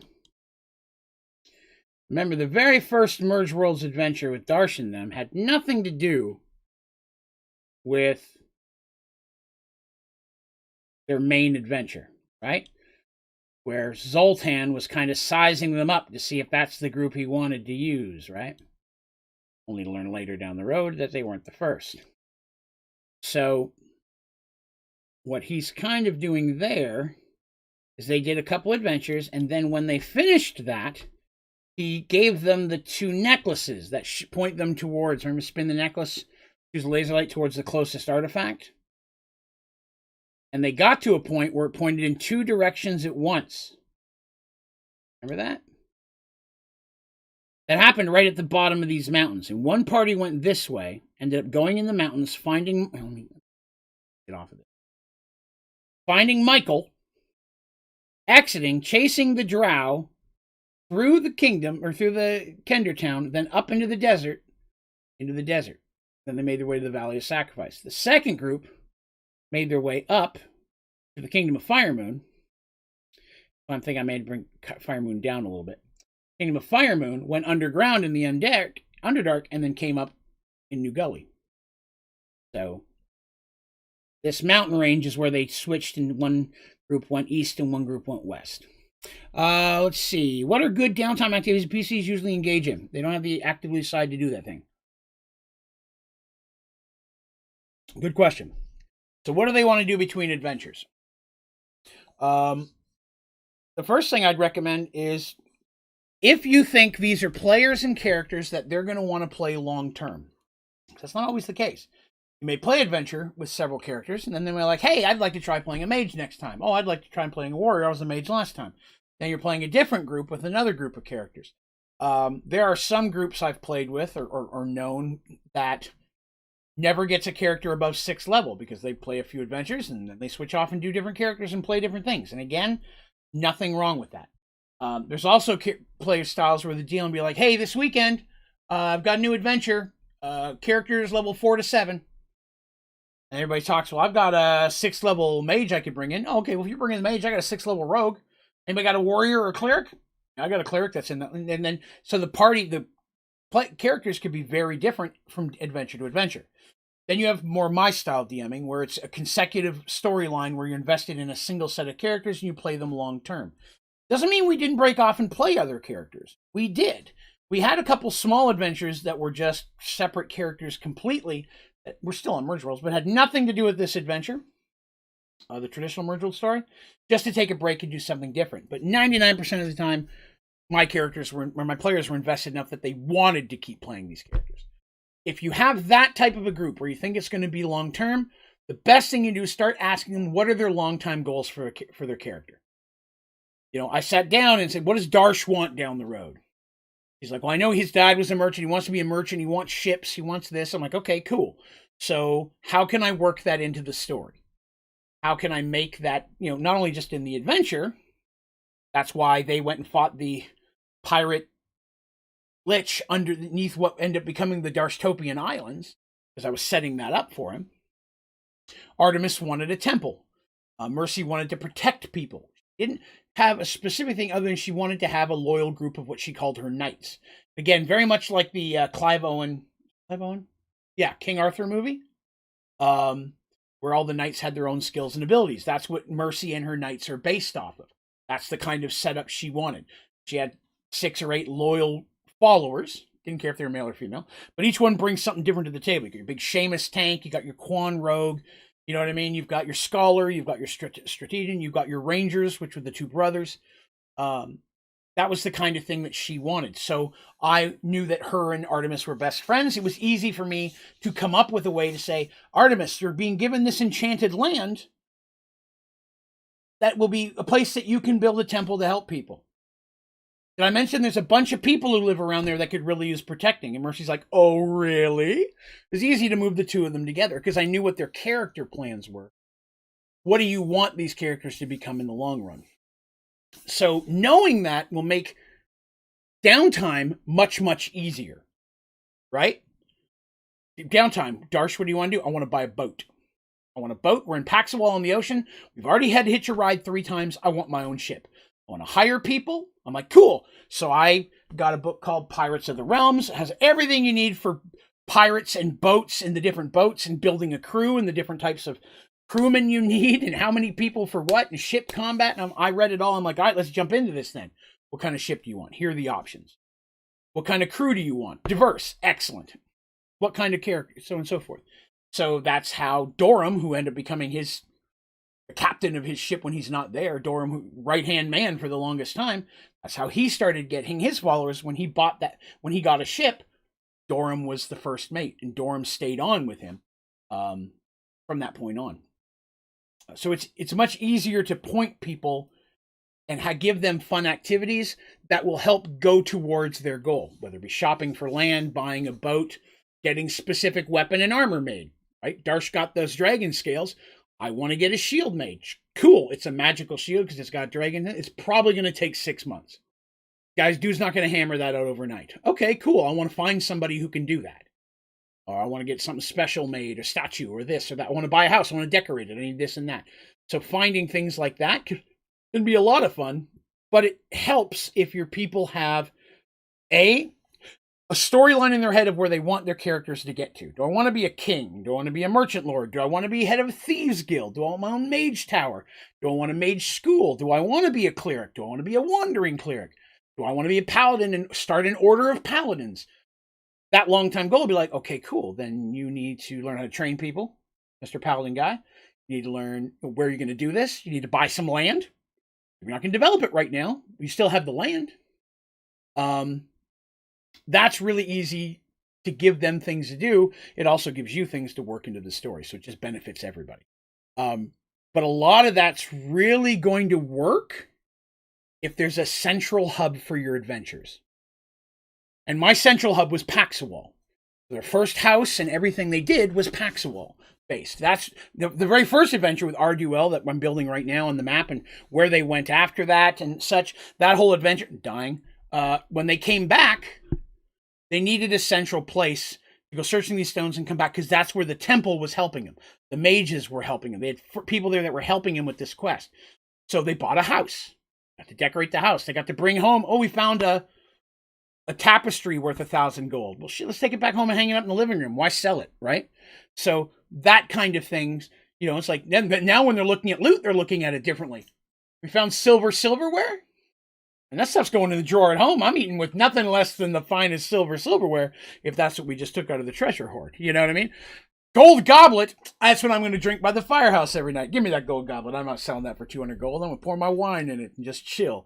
Darsh had a big goblet that he found. It was a huge metal goblet. I think it was meant for like an ogre. And he's like, this is the size of beer that I want every night. He sat there with this you have a big thing of mead and you just drink from his big... Little things like that never made it into the story because they were just little fun inside things. It gives people a place to look at treasure differently. I found a golden statue of a knight. Maybe that would look good on my fireplace, So that I would say there. So for when it comes to what do you want to do in between, things like that are great. You can also put mini day adventures. And by mini day adventures, I mean literally something that doesn't take more than a couple of hours to play. Best example of that is if you have a hub like Paxawal, or wherever it is that your home city that people are living in. What if they have an annual fair or an annual tournament? They get involved. Maybe they want to compete. Maybe they want to make names for themselves for whatever their class is, right? Maybe the rogue is going to use that as a time to pickpocket people because there's tons of people coming into town that normally aren't there. Also doesn't mean you can't throw a little side quest in there. Little one-day quest. They think it's not even going to be a real quest, and all of a sudden somebody gets kidnapped. I mean, best example of that, again, if you've been following Merged Worlds, the kid's first adventure in the Kingdom of Firemoon. That was Jim just hanging out, role-playing during the first birthday of one of the princes, and then there was one combat that was a little tiny side thing that ended up story-wise being real important down the road. So you can surprise me. Oh, today there's a festival. We're just gonna have fun at the festival. Oh, someone got murdered. Find out who it was. But make it easy. Make it something they can knock out in one day. But say, okay, cool. That took place a month after the last adventure. Now the next big adventure starts 2 months down the road. This is one of the things they did in that 4-month period. And there's also nothing wrong. That's a great time to get together with people if you have several people in your group, and do a little thing like that with people individually. Solo side quest that takes place in the town. You got a thief, maybe you're given a job by the Thieves Guild. You know, you've been living in this city for a while now, and the head Thieves Guild said, hey, we heard about you, you're doing good. If you don't take this job, then you're not part of the guild. We can't have thieves that aren't part of the guild, but you want to be part of the guild. Dandy had a quest like that. She got in the guild with one eye. So get with them, do a little one-day thing for them. Something with your cleric. Church needs something done. You know, maybe you're researching something, find out something interesting, and down the road, that's a plot point that starts the next big adventure. Mage type of thing. Maybe he has to take a special mage test to get a mage ranking in whatever mage organization he's in. When it comes to jousting and such, that's the great stuff for the warriors and paladins. So a little mini one-day adventure to let them develop their character without everybody else, and maybe make a name for them in a certain field within that city hub or that central hub of questing, which could be several kingdoms. It doesn't have to be one like Paxwell. You could have 3 kingdoms you bounce in between. Maybe you have a house in the middle so you can bounce around and help them all. I don't know what Serenity ended up becoming. That would be a great way for you to make names for different people. So when you're like, I need help, don't worry. I know some people over here that owe me. You've got a contact now. But the other party doesn't. Maybe they don't even know it exists because you never told them. That's a fun little thing to throw into the party. Oh, I've got a contact over there. You do? Yeah, I did a thing helping save his brother from a kidnapper. It's fine. Yeah, let me reach out. He owes me a favor. That's a little bit of a fun little thing you could throw in there for just a care. But if you're going to do that, try to do it for everybody, which you want to be fair anyways, but it gets hard for everybody had a little adventure and one person didn't. They were going to feel left out. Now, some people's like, I would rather not. I'm not interested in that. I'll just wait for the big adventure. I'm just studying at my wizard's tower. That's fine. That's cool. Don't know why a lava generator is more better than the strongest boss. Gotcha. Paladin gives you Warcraft 3 flashbacks. Warcraft 3. That's actually the only other than World of Warcraft. That's the only Warcraft I ever actually played. I did not do the others. I need dirt. The wrong section. I need dirt. Where's dirt? Give me dirt. Or give me death. No, I'm just kidding. Don't give me death. Which color did I use for dirt? Looks like it was this color. Add that to fair. I need to start doing this. Hello, Rudra. How goes it? I'm here. Gotta put some dirt in between these mountains, right? Gotta look rocky. Rocky, you're a bum. You're a bum rock. That should be good.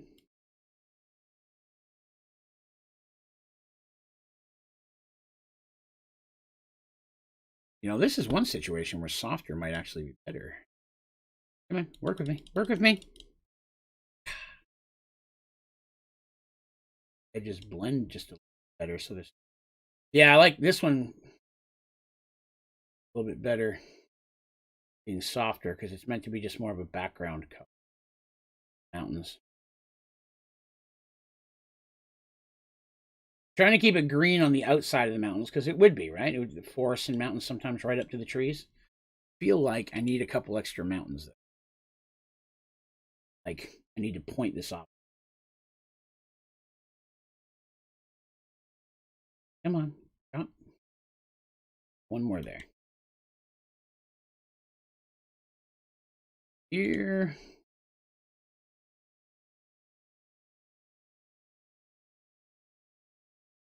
Again, the things that I'm when I give advice and such like this is purely based on my experience as a player and as a DM, and I've definitely been a DM 100% almost more time than I ever been a player.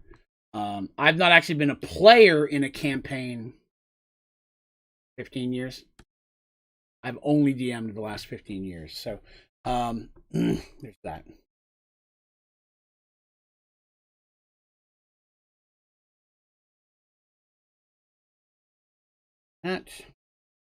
Is there a texture specifically for trees? There's not. At least not in this pack. I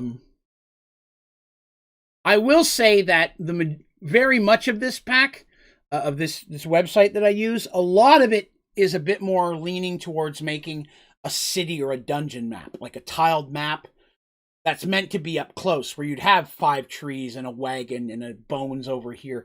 If we look at the catalog of different options, you'll see that, especially once we get down to the bottom, that there's like a whole mess of not only just cities, but I can actually put symbols, dragons in the water, things like that. Right now I have just Fantasy World collected, right? So if I really want to go crazy, that's just, I can also add Parchment World, which is just going to add more, and then Fantasy Battle Maps, which is probably the thing most people see. Now with these, I have the option to build like actual, like there's a fur rug that would be in a kingdom, sword laying there, you know what I mean? Gargoyle, doorways. So this would be an overhead map of an actual dungeon if I wanted to. Broken statues, things like that. Coffins and things. There's a lot of different colors, styles, and texture packs. That's why I clicked on all of them.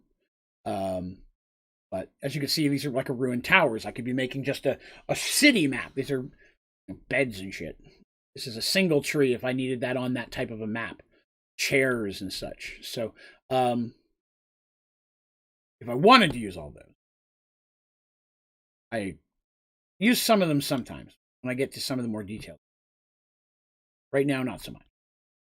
But I'm sure you're correct. The trees are what are hurting me. And I'm pretty sure it hurt me last time as well.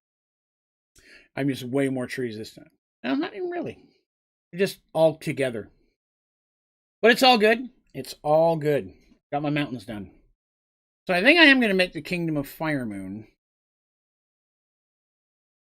a little bit closer. This map. I also have to put some trees up here still. I got more trees to do. I got a lot more trees. So it's only going to make that worse. I'm putting off the trees a little bit. So the Kingdom of Firemoon, which is supposed to be a several-week trip up here, that would be about right. That'd be about 3 weeks. So I need another kingdom symbol. Let's see. No, little. Too small. I don't remember how big I made the other one. Than that. Still a little bit, smidgety-smidge bigger. Hey, that's pretty on par. I don't want to overlap it onto 2 because that'll be hard to.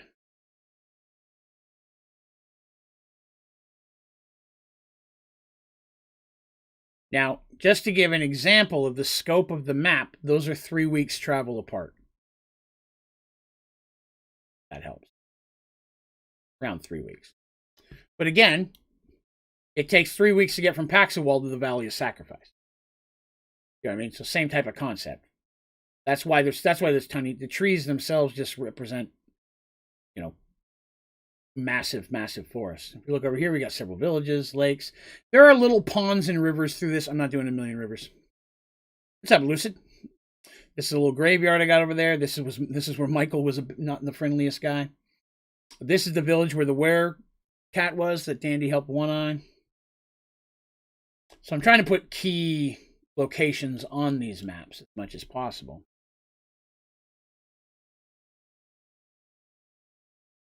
Warcraft 3, I only played it because a friend had it and had 3 PCs at their house. So when I visited, he hooked us up.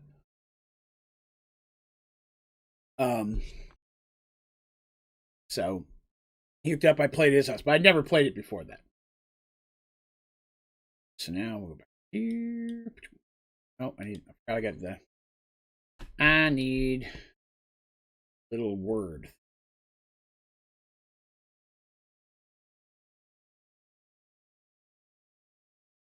That one. Wah! Okay. A little bit. Well, actually, Fire Moon's longer, so slightly larger word would not be bad. Text.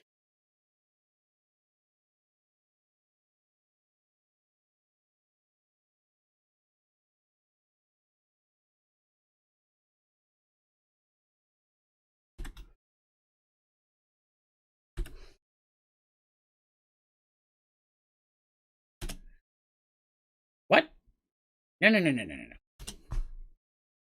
Better. I hit a button. Uh-oh. I did it again. Put another one over here. Don't need 2 Fire Moons. Too many Fire Moons out. All right. Here. So, by the way, thank you, folks, for throwing the D&D questions at me. I really do appreciate that. It's all able to help folks with specific things. This forest just up to here. This one up here is not as big.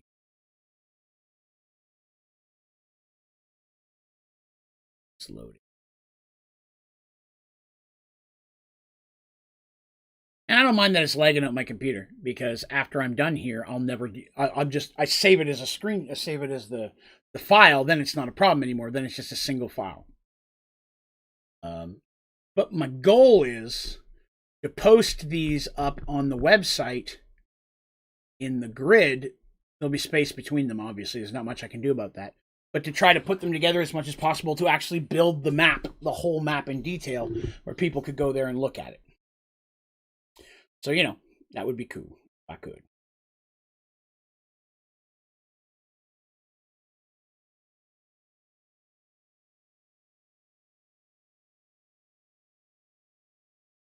I look forward to making New Gully. Especially now that we've learned a little bit more about New Gully. So I didn't get a chance to talk to a lot of you folks, even Ash and Jim. I didn't get a chance to talk to you about this today. For those of you, we're not going to go into a lot of detail because some people may not have heard yet, but for those of you who got to listen to or watch the most recent Merged Worlds, what are your thoughts? I think those trees are a little bit too big.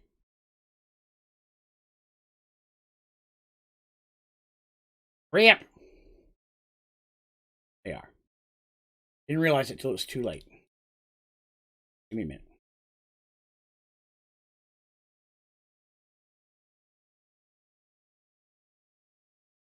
Everything can be undone. I'm excited to continue telling that story next. On what will be December 23rd, 2 days before Christmas. Also the day that I'm going out with friends and my wife to see the new Matrix movie, Keanu. I will one day have a Keanu character. Just haven't found a character worthy enough yet. But I figure that one day I will have a character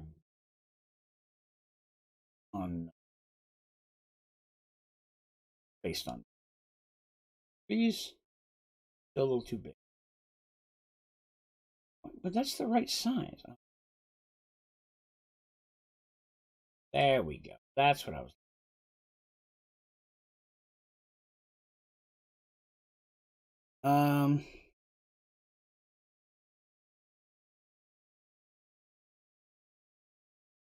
Done, because now I think I may be a little.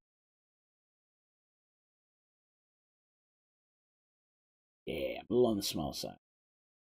Not the first time I've heard that. Sorry. Get down a little bit. Chill. What if I just want one tree? Wish there was a slider for this. Maybe there is. 80. 80. 80 looks good. Unless you have to have some. Yes. I was going to rewrite everything. Oh, yeah. Yeah, she said, here's what I think it is. I'm like, that's a great idea. I'm going to reuse that. Change everything I was going to do. I enjoyed introducing the new characters. I enjoyed introducing the basic idea of the storyline. I look forward to introducing more new characters and more storyline. I will tell you that there's a character that was in this one that I mentioned helped me bridge a gap. It's a relatively new character. And for those of you who got to see that character, love him. But I also told some folks that I had like a little bit of breakthrough in my story just a week or two ago. That fixed everything. And that is also based around a character. But in this situation, it's a character that was already there. But in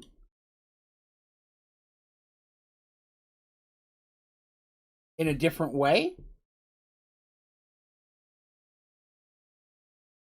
Sorry, hang on a second. I'm fixing the stupid again. Got to fix a lot of stupid today. Man, you know, I never used to see that stuff on YouTube. I really didn't. But it is getting, I think every stream now I see at least a little bit of that. Disappointing.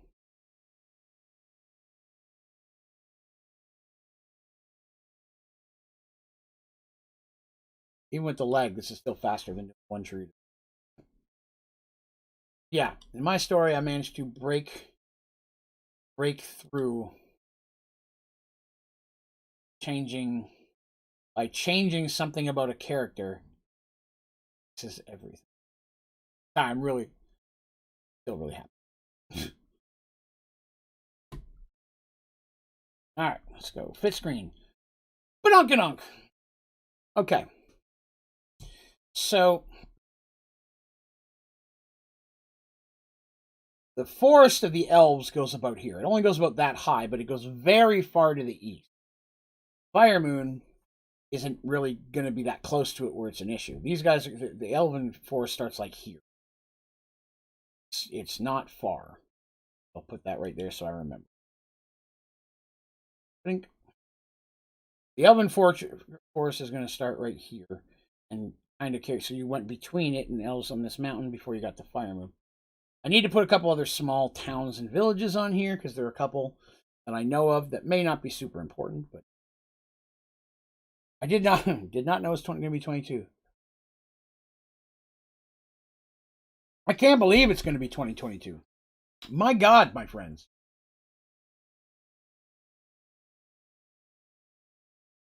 I'd like, and I need to do this, I'd like to go back to the first episode of 2021 of Merged Worlds and see where we started this. Because for a long time, I was doing it every week with Merged World, you know?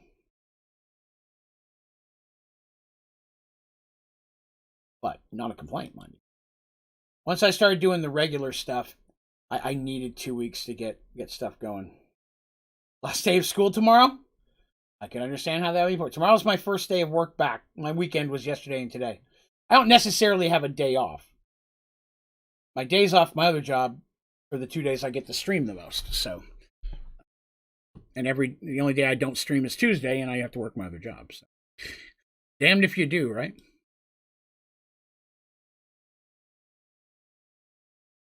But I'll be sitting down and doing some Merged Worlds writing at work this week. That. Which village did I use? I used that village. Where's it at?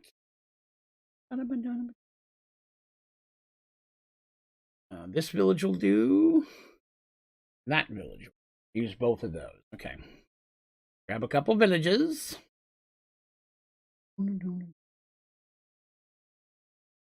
Paxawal and Firemoon are the two most, I guess you'd say, right size? Yeah, it's right size. The most developed nations. Serenity being third at this point. The most amount of actual villages and resources and things coming in of the southern kingdoms. Although Santriel's part of that now. There is some limited travel to Santriel. That's pretty groovy.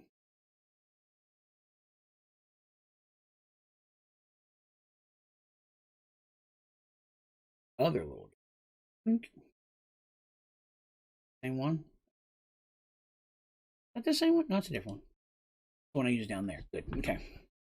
There is going to be one here. This is the village where technically all the problems started for Santriel. There's a logging community that tried to go in and take their trees. Now, this is a big section here where there's nothing known. Doesn't mean there's nothing there, but the characters have never really spent a lot of time in that area checking, so. Maybe one day. It leaves the door open for me to do other things. All right, let's see here. I need to do the desert here. Pyramid's pretty much already done. Although technically I'm supposed to squeeze it in a corner of it. See if we can find that real quick. Where were the pyramids? All right, what'd you guys do with the pyramids? You can be honest. You hit them on me. Criminals. Villains, every damn one of you. Uh-oh. Is that it? Okay. Christmas presents! Christmas towns! That's all. Alright, so I don't have deserts here. I don't have the pyramid I'm looking for. So that means it's in another pack. Is it in Parchment World? Watercolor, watercolor. I think it's in Battle Maps. If I want to get down and build an actual city, things like this will be very, very helpful. Is that a glow-in-the-dark city? Crazy. Crazy, I tell you. Now, where's my pyramids? Last time I did this, I know I did it with everything open. Piano. There's a dead lizard person. You never know when you're going to need a dead lizard person on your map. Ah, there it is. That's what I'm looking for. First, I need these. I need these, but I need the pyramid first. Where is the pyramid? I'm looking for the same pyramid, because technically part of... There it is.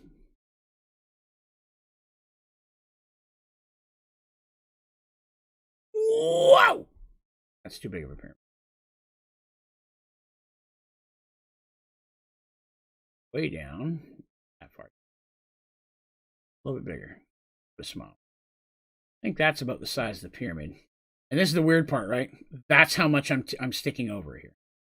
The rest of it was on the other map. Making a campaign for some of your friends. Excellent. I'm sure they will enjoy it. What website? This website is in Incarnate. I'll put it in chat for you. They're doing Incarnate normally has a C in it, but ink as in pen, Incarnate.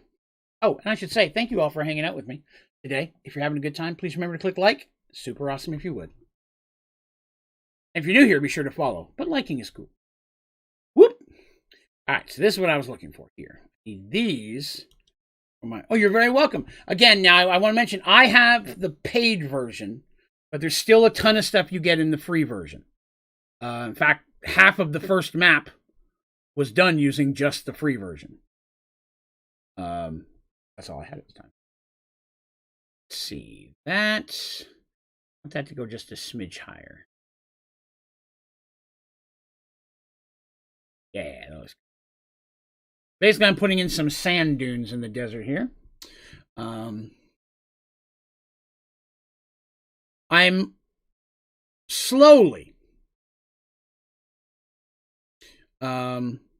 making a Merged Worlds themed card game.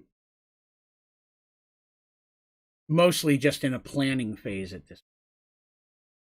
But I do have one I'm working on.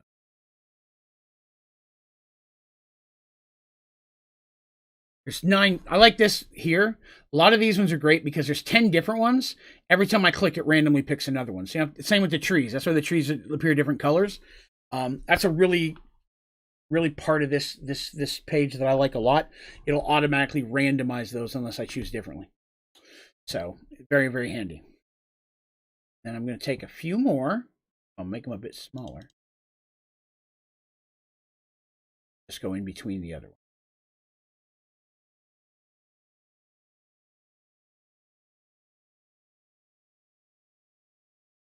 Just as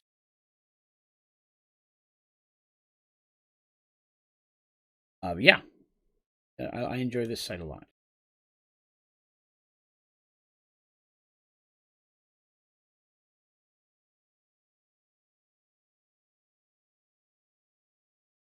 So we're actually over 10 o'clock. We're not too far from being done for the stream today. I will work on and finish this up probably over the next week or so. I know we dabbled on the main topic, which was puzzles and traps, and I really was very vague on that because, dude, how do I make a trap? Carefully. Really, remember key points of that stuff, right? Make sure you don't create a trap that's going to automatically wipe your party if they fail it. Too much pressure, and it's gonna freak them out and make them paranoid about every other trap you ever put up. Nothing wrong about doing some damage. Nothing wrong with hurting them. We should never set to kill them on purpose. That said, you kill an NPC all you like. They got a henchman, follower. You don't have to kill them. You just have to make them think you're going to kill them. It is always interesting when they are constantly worried about their followers. That was one great thing about Mergedworlds, is especially in the early days, they kept wanting to try to leave them behind because they were afraid if they took them with them, they'd get killed. Mercy was like that with Ulrich, and then Ulrich and Quan. Artemis was worth that with Lucas for sure. Michael, not so much. Michael very easily worked in with Dandy. Because he wasn't much of a lower level than she was. He was almost on par by that point. I want to say, actually, she may have been a level lower than him. That's what it was. She was level 3. But then she drew a card. Do not give your party the deck of many things so they are high enough level to handle the consequences. The most important thing I can ever tell you as a DM, don't give it to them too early. Unless you really dumb it down. Then it takes some of the fun out of it. Deck of many things. The most feared magical item across the lands. Have I talked to you guys about that? I mean, many of you guys play D&D probably knows it exists. But if you don't, I happen to have a 2nd edition Dungeon Master guide right next to me. Let's finish up the stream by talking about the scariest magic item that exists. Let me save this for you. I can come back to this. Then we'll switch all over so you can look at all my delicious face a little bit. All right, there we are. The deck of many things. The deck of many things, ready for it, is a deck of cards. Obviously, right? It is a deck of cards. And when you find the deck of many things, you have to determine how many cards you're going to pull from the deck. Up to a maximum of 5. Whatever number you pick, you have to take that amount of cards. Have to. If you survive the first ones before that. Uno cards. That works. It's usually found in a box or leather pouch. Deck contains a number of cards or plaques made of ivory or vellum, each engraved with glyphs, characters, and magical symbols. As soon as one of these cards is drawn from the pack, its magic is bestowed upon the person who drew it for better or for worse. So you can't be like, I'm going to pick one and you pick one and then we'll see what happens. As soon as you pick one, yours kicks in. Everybody else gets to pick another one. Or you get to pick another one. You can announce that you're drawing only one card. You can draw 2, 3, 4, or more. However, the number must be announced prior to drawing the first card. unless you draw a Jester, in which case you may elect to draw 2 additional cards. Each time a card is taken from the deck, it is replaced, making it possible to draw the same card twice. Let's give you an example of how horrible this deck can be. It contains either 13 cards, 75% chance, or 22 cards, 25% chance. But upon drawing the last card possible, or immediately upon drawing the cards in boldface, there's 2 of them. The deck, where's it here? Drawing the deck in bold, the deck disappears. So I'm going to give you an example of what some of the cards in the deck of many things are. Got chalky milk in my beard. Damn it. Okay. Sun. Roll for a miscellaneous magical item until a useful item is indicated. Means it's not. That means if it's a cursed item, re-roll. It has to be a useful item. Random useful magic item. That doesn't sound that bad, right? Moon. Best reception of a moonstem gem. Blah blah blah blah blah. Here we go.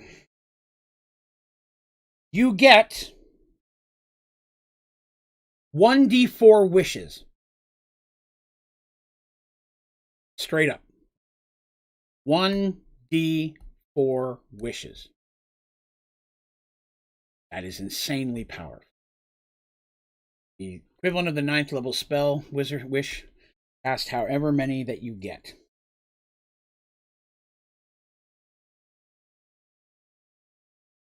And they must be used in number of turns equal to the number received. So, in 2nd edition, a turn is 10 rounds, a round is a minute.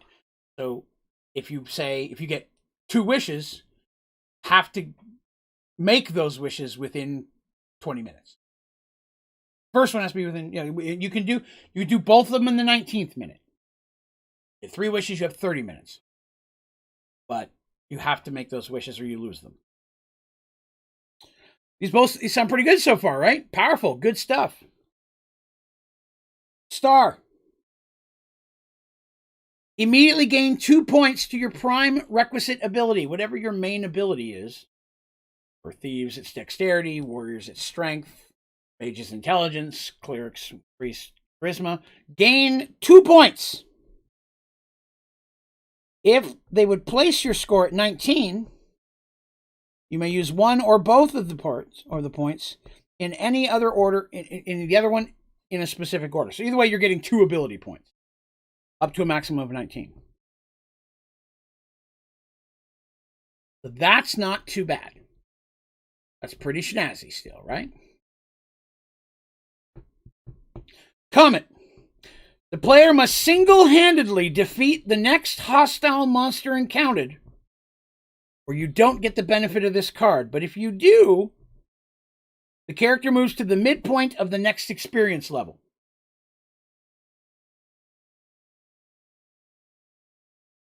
So, if you're level 2, this is how we've always played this.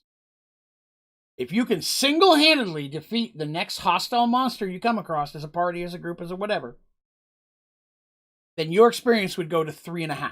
Halfway into the next experience level. That's a huge bonus. Now, granted, it's contingent upon you being successful and not needing any help. And yes, somebody healing you counts as help. You can use your own magic items, but it's got to be your stuff. Anybody can't throw you a thing or any of that stuff. That's not to say as soon as you get this card, you're like, hey, everybody give me your healing potions and stuff, and that's fine. But once the battle starts, no one can help you. Still a good card. Worst case scenario, you defeat the monster and get nothing because somebody helped you. Right? Cool. Excellent. Throne. Gain a charisma of 18 and a small keep. 18 charisma and a castle.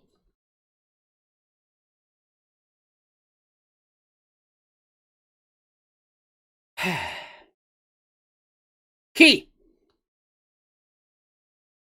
Gain a treasure map plus 1 magical weapon. Not even like one of those. You get both. I roll to I give you a treasure map that I create, and we roll on the weapon table until you get one that's useful. AKA, it can't be a cursed one. Knight. Gain the service of a 4th level fighter. That's how Michael entered into the story. Dandy pulled that card. So I created a 4th level fighter, and he fell in love with her, vice versa. And you've seen where that story's gone. All because she pulled this card. I had no intention of creating Michael until she pulled this card. And boy, did that work out for my benefit. Gem. Gain your choice of 20 pieces of jewelry or 50 gems. I roll to see their value. That's just a loot. A handful of loot. Nothing wrong with that. Who wouldn't want to be pulling these cards out left and right? They sound awesome, don't they?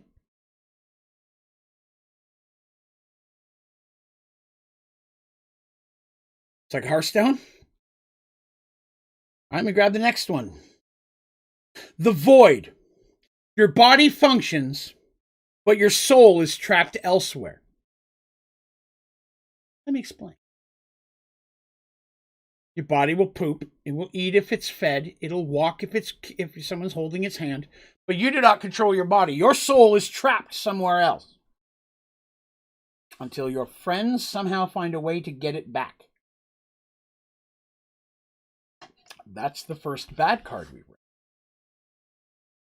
Where and how? DM's discretion. Flames. Enmity between you and an outer planar creature. Somewhere out there, there's some type of outer planar demon, Tanari level, super powerful boss, whatever the hell it is, just frickin' hates you and wants you dead. Know this? I don't tell you that. I just say that there's no apparent effect. Somewhere up there is an outer planar creature that wants nothing more than to kill you. You will find them eventually. More likely, they will find you. You won't know why. But then all of a sudden, this 13-foot tall demon from the plane of hell just decides, finally, I found you. Oh, that's just it. You're like, what? Why? So there's that one. Skull. Defeat death or forever be destroyed. I will explain. A minor death appears. You've watched any of the Merged Worlds, you'll know Draven and them fought a death. Although that was not a minor death.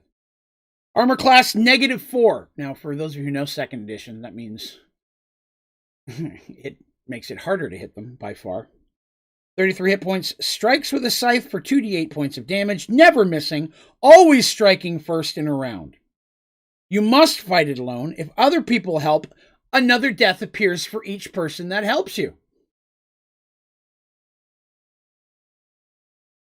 If you are slain forever. You cannot be brought back even by a wish. You are dead. You are rolling a new character.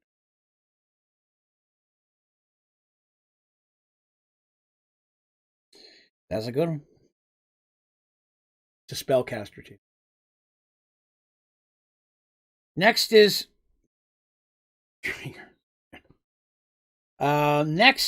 Talons. Talons. All magical items you possess disappear permanently.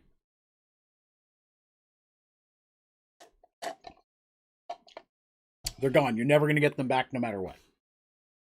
I normally will make artifacts immune to this, depending on their power level, or if it's a story-based artifact. Like, they wouldn't, if they had pulled one and they lost one of the artifact weapons, that wouldn't work, because it's permanently. You can never get it back under any circumstance. So, if it's a quest item, it would be immune. Or a very, very powerful artifact that's there for a reason. It might, but the deck of many things is artifact level power, even though it's not an artifact. Let's see. Ruin. Immediately lose all wealth and real property. You poor.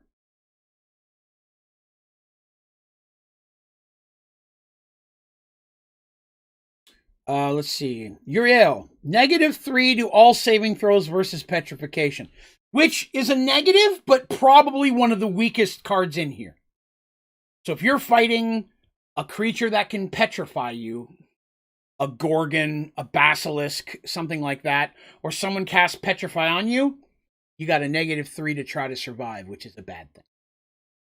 So it's one of the weakest curse cards you could get.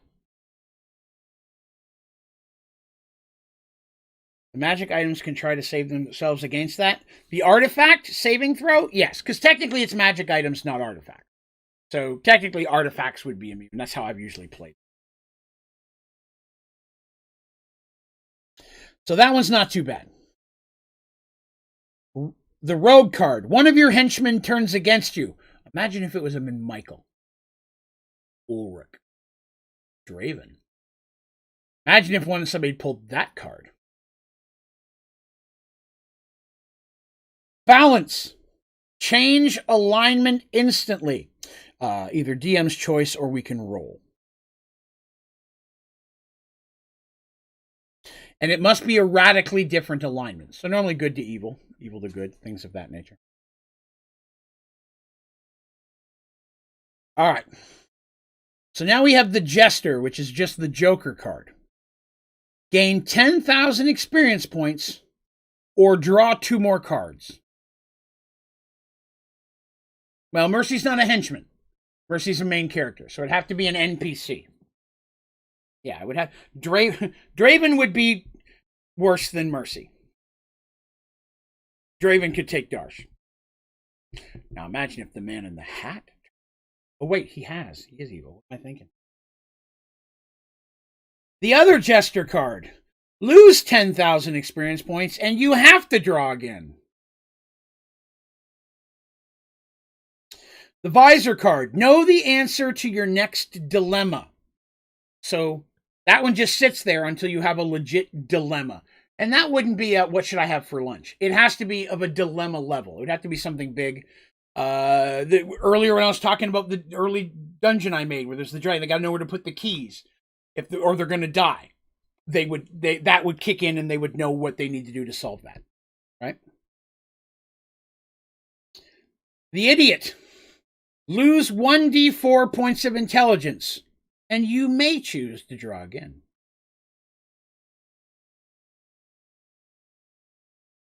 And then there are the Fates.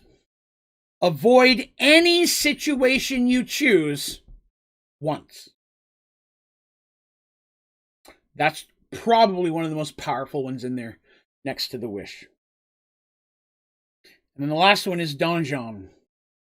You are imprisoned, and we'll talk about that one in a second. So there are 2 cards that could potentially negate other cards. 1d4 wishes. If you draw the cards back to back, you could feasibly wish that you hadn't drawn that card, allowing you to draw again until you get a card that's not that card. The second one is the one we just mentioned a moment ago. Avoid any situation you choose. A death pops up. I will avoid this situation. The death leaves. Those 2 can save your bacon from one of the bad cards. Donjon, you are imprisoned. This signifies imprisonment either by spell or by some creature or being at the DM's option. All gear and spells are stripped from the victim in any case. Whether these items are recoverable is likewise up to the DM. You have to draw 2 more cards. So you have to draw 2 more cards. When this is all done, you are literally going to be imprisoned somewhere. Could be on another plane of existence. Could be just in a keep or a castle somewhere. I would agree, Yuri, with 2 of those 3. Fighting death is really bad. Enmity of an outer planar creature is really bad. And then the other one is the Void, which is your body still works, but your soul's imprisoned somewhere. Because you're basically out of the game. Until they find where you are, which is its own thing. And how would they? They have to find someone who has the ability to find out where your soul is. Then they have to get there and get it back. Which is a great arc for a character, but not necessarily fun for the person playing it. So I've had a party say, yeah, it's just too much work. We're going to have to let him go. And they left the body with a temple, be cared for till it died of old age. They weren't always the nicest people, that group. And the other person just rolled a new character and brought them into the adventure.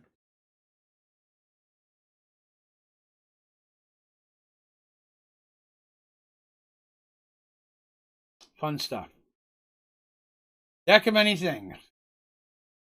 Whatever cards you pick, how many cards you choose, that's you have to pick. But you don't get to add more. Once you're done, you can never pick again. Once everybody's picked their cards that they've chosen, the deck disappears. Also, there's, I think one of those, I can't remember which one it is, one of the bad ones. If you draw it, the deck disappears immediately, which means nobody gets to pick the rest of their cards. Or any of them. Interesting, fun stuff. So, Deck of Many Things is I've seen it wipe a party. The death thing specifically wiped a party. Because I don't tell them the rules. I say a death appears and begins fighting you. So immediately, the friends try to jump in and help. Which immediately brings in a death for you. You know? Unless a character would know about that card. What to do? They try to help defend. Can the Void Curse be in space? Technically, your soul is somewhere else. So for your soul to be somewhere else, that's DM's discretion. So I will say most commonly, it means the soul is locked in something. Maybe a bottle or a necklace or some type of magic item. And for a DM's point of view, that's a great way to do a character or an adventure. You know, some evil thing has stolen your friend's sword or soul. Why? Why is that soul important? I get to add that to the story now. That soul is important. Maybe you're not important. Maybe you had an ancestor and your bloodline's important, and so they need your soul for whatever reason. You know, maybe your soul is actually a reincarnated soul of somebody who was very important, and they're trying to do something with that. Your friends have to try to save you before the bad guy does whatever they're going to do with your soul. That could be used as an adventure. I've never done that. I've never had someone pull that card. Death one I've had pulled several times. The Imprison one I've had pulled, but I've never had someone pull the Void card. Again, I do not pull this deck out maybe 3 times in the 30 years I've done. I don't pull it out often. But I always thought of doing it a completely different way, where your soul's imprisoned in another body. Your body still functions. Your soul is imprisoned in another body. Maybe you just wake up in another body all of a sudden, and you have your mentality. Then I get to decide, well, do you have your memories? Yes, I'm sure you still would. It's still your soul. But do you have your skills or the skills of the body that you're in? What happened to the soul that was in your body? The new one you took over. So it doesn't go to your body. Are you in there with it? What if you're imprisoned inside the body and you just get to watch? You're basically the voice inside someone's head now. And maybe you have to convince them to help find your friends to get your body back. A lot of different ways a DM could take a card like that. But if you're a real prick, if you're the unluckiest sumbitch that's ever lived, your 2 cards are the gain entity of a outer planar creature, and then you pull the Void. And now that creature has your soul. Same with Imprisoned. If you had that first, guarantee you're either imprisoned by that thing, or your soul is now in the ownership of that outer planar creature, and your friends have to try to get it back. I would not put your soul in that difficult of a get back unless you'd already drawn that card. Because that would perfectly explain it, right? Why did all of a sudden your soul disappeared? Because that level 30 Tenari on another plane freaking hates you and had the ability to do that one time, so they took your soul. Or now you're imprisoned on another plane of existence. Your friends have to figure out how to even get to a plane of existence where everything is 20 levels higher than they are. So, a lot of different fun ways a DM could take something like that. What happens if you get your soul back? Well, the big thing is, of course, getting the soul back into your body. As a DM, there's a lot of ways you could take that. Maybe you have to take it to a very high-level priest who can move the soul from another body back, or a situation where you have to break the thing that you're in, right? Somebody breaks the magical jar that's holding your soul or something like that. And then it's freed. It could be something as simple as that. Well, the whole time your body's mostly vegetating wherever they left it. Hey, what's up, Paul? And hello, Rat. Question, have you heard of Play the Game Project Zomboid? I have not. I've not heard of that one. I'll take a look at it, though. Post-apocalyptic zombie game. I do love those. I will check that out after the stream. Exercising the soul, that's definitely it. There's spells that let you move souls. There's things that can be done that way, for sure. But here's an interesting. Imagine you're a good person. Especially if you're a good cleric. This would be the thing that I would do to screw with someone. You're a good cleric, and your soul is now put into the body of an innocent person.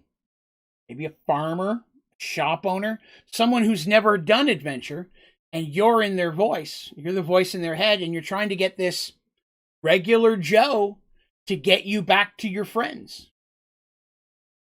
And at the same time, you eventually learn that the only way to free your soul is to kill the body you're in. That's not that bad if you guys are high enough level to potentially bring that person back. Not. Kill someone to get your life back? Innocent person? That would be an interesting choice, especially for you put the rogue in there. They're like, I don't care. You stab themselves. I mean, whatever, right? But depending on the alignment, that could be a challenge. Take your soul of a cobbler to fix the bottom of shoes. Ah, that's awesome. Your body works, but your soul is somewhere else. No matter what shoes you wear, they're bottomless. The sole of your plate mail boots +3 have no bottoms. You're walking on gravel very slowly all the time. You're very sensitive feeties. It's hilarious. Paul! Rocking that red dye, sir. Paul, rocking the 2-year dice.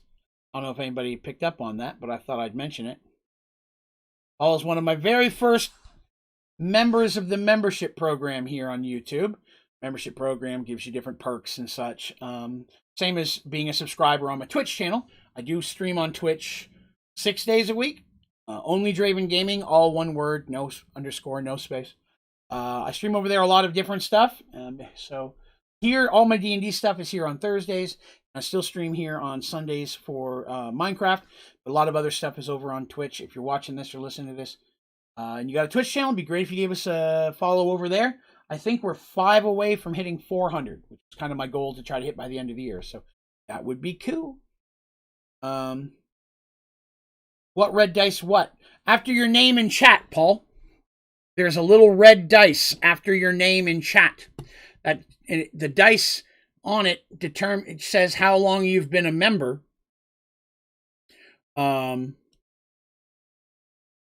And the red dice is 2 years. It's the highest one that they'd let me put on YouTube.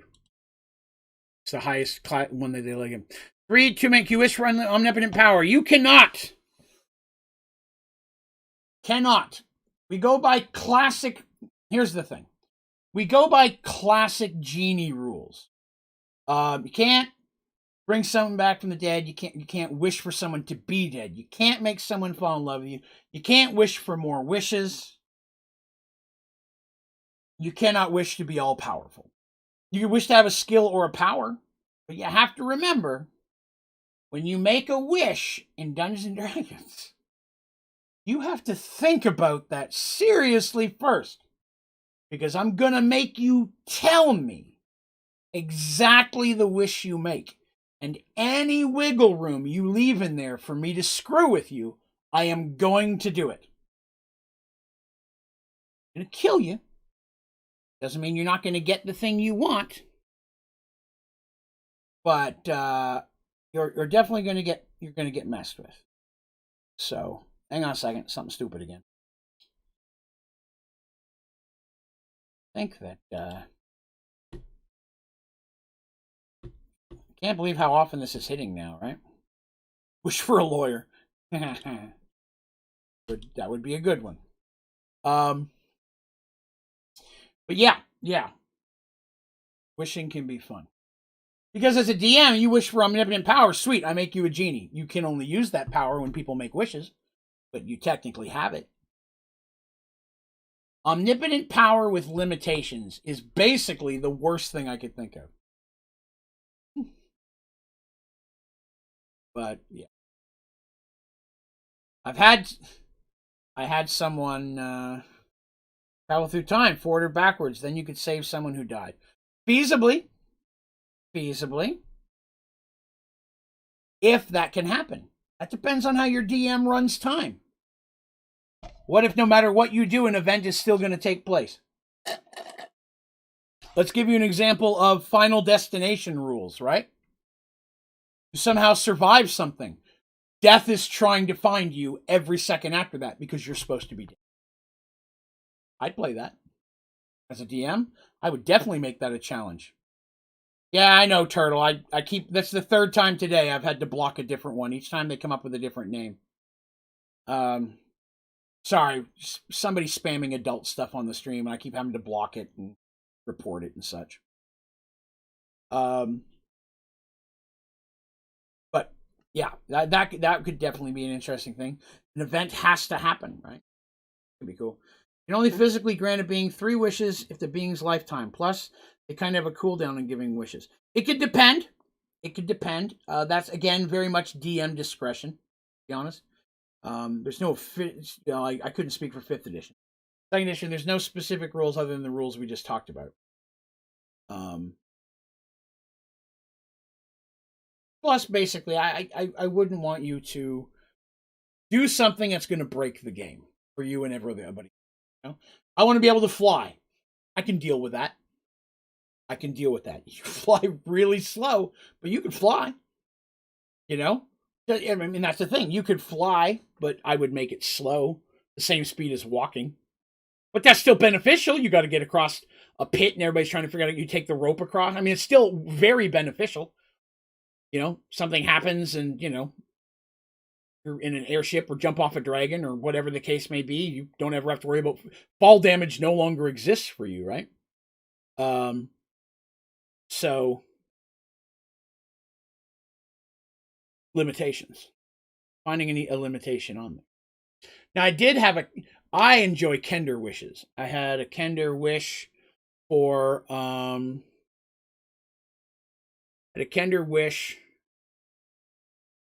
to change, something along the lines of changing the clothes. I wanted to make a wish and to change the way clothes looked.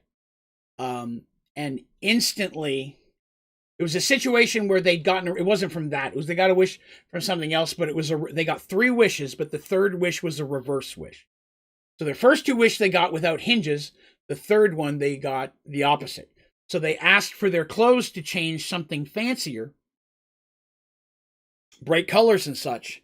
And every other person in the world's clothing became plaid. Everybody, armor, plate mail, every loincloths, every piece of clothing that existed in the world at that moment became plaid. Except for anything that might be artifact in level. That doesn't mean that they can't make more clothes that aren't plaid after that. They did. But everybody had plaid clothing for a little while. Except for the Kender. So you walk into a village and everybody's dressed the same way, including your party, because if you've got magical armor, you're not going to chuck it just because it's plaid. And the one Kender who's not. It's not hard to figure out who caused that problem. Powers of Superman in a world with no kryptonite. Okay. Again, as a DM, I can screw with anything. I've never been given a wish that I couldn't break. I don't try to do it. I don't do it in a way that ruins it most of the time. Again, like that one was meant to be, you get to what you want and then you get the opposite one. So that was meant to be, the third one hurt you, but not in a kill you way. Because you can't wish for someone to come alive, so it wouldn't be the opposite, which just kills you. So it does kind of protect you in some things. Game reminds me of a game, make a wish, but the next person will give you a bad side effect. Yeah, something along like that.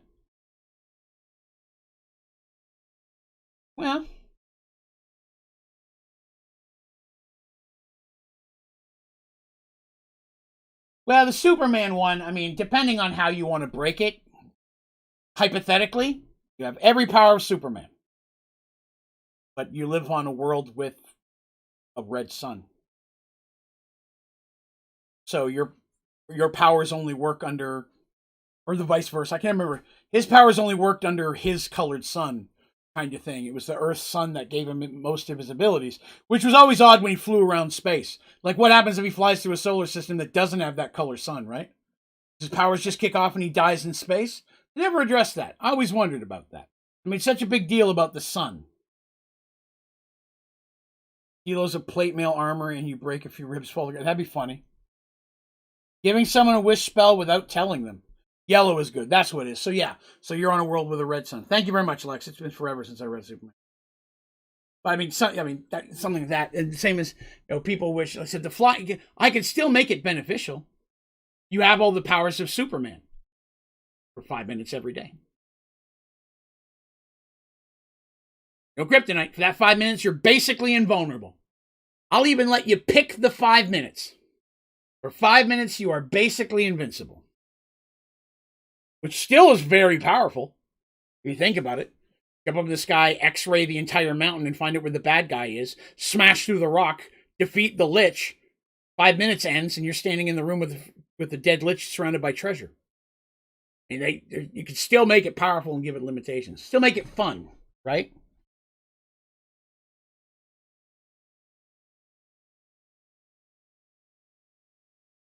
That's right. His powers are affected by magic. That's true. And then you could really just be goofy with it. He has all the powers of Superman, but only when he's naked. So if he's completely naked, schlong in the wind, has those powers. Man, I'd be naked all the time. I wouldn't care. I'd be invulnerable to everything. You know what I mean? But yeah. Oh, anyways, we're at 10:38. I've actually run a little bit longer today because we got on a whole conversation about magic items and wishes, which was a lot of fun. I like that. I will give you an advantage, but not always. Not always. Remind me of the dude who walked naked in front of a tank, right? Well, not always, though. No, it depends on what the wish is, right? You wish for your magical sword to be fixed. I'll just do that. It's not a game-breaking one or word enough that would be weird to I'd mess with that. You know what I mean? It depends on what it is. The more powerful it is, the more I'm going to mess with it. Or give it limitations. But it could be something, I wish I had infravision. I probably wouldn't screw with that. I wouldn't give you the strongest thing because I wish I could see in the dark as well as elves. There you go. I have no problem with that. You've given yourself an in-game D&D power. You know what I mean? That some characters just get from level 1. I have absolutely no problem with it. And a lot of people will do that. They pick the safe bet, especially if they've got 3 wishes.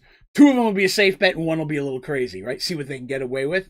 And I'll have people come back with a piece of paper where they've written out word for word exactly what they want to try to negate as many things as they could think of that I could screw with. And I appreciate that type of effort. I really do. When you picked that 5 minutes, 39 seconds, about that time. That's true. You know what would be an awesome... I'm just going to say this real quick, right? Then I'm going to have to call this a day. So I go to the bathroom and I got to eat. But imagine if you had all the powers of Superman. All of them. Every single one. When you're sleeping. Never living in fear of a surprise attack. Do we need? It's like you can go to bed in the middle of nowhere and not even have to worry about setting up a guard for yourself. He's going to sleep right here in the ground. You know what I mean? They wake you up. Now I got to fight. Boy, I hope they sneak up, stab you, and nothing happens. What the hell? Then you hop up. Then you're regular flesh again. But yeah, there's some. I mean, again, just the Superman thing gives me a lot of fun stuff you can do with that, and that's what I like. I like when people throw that out there.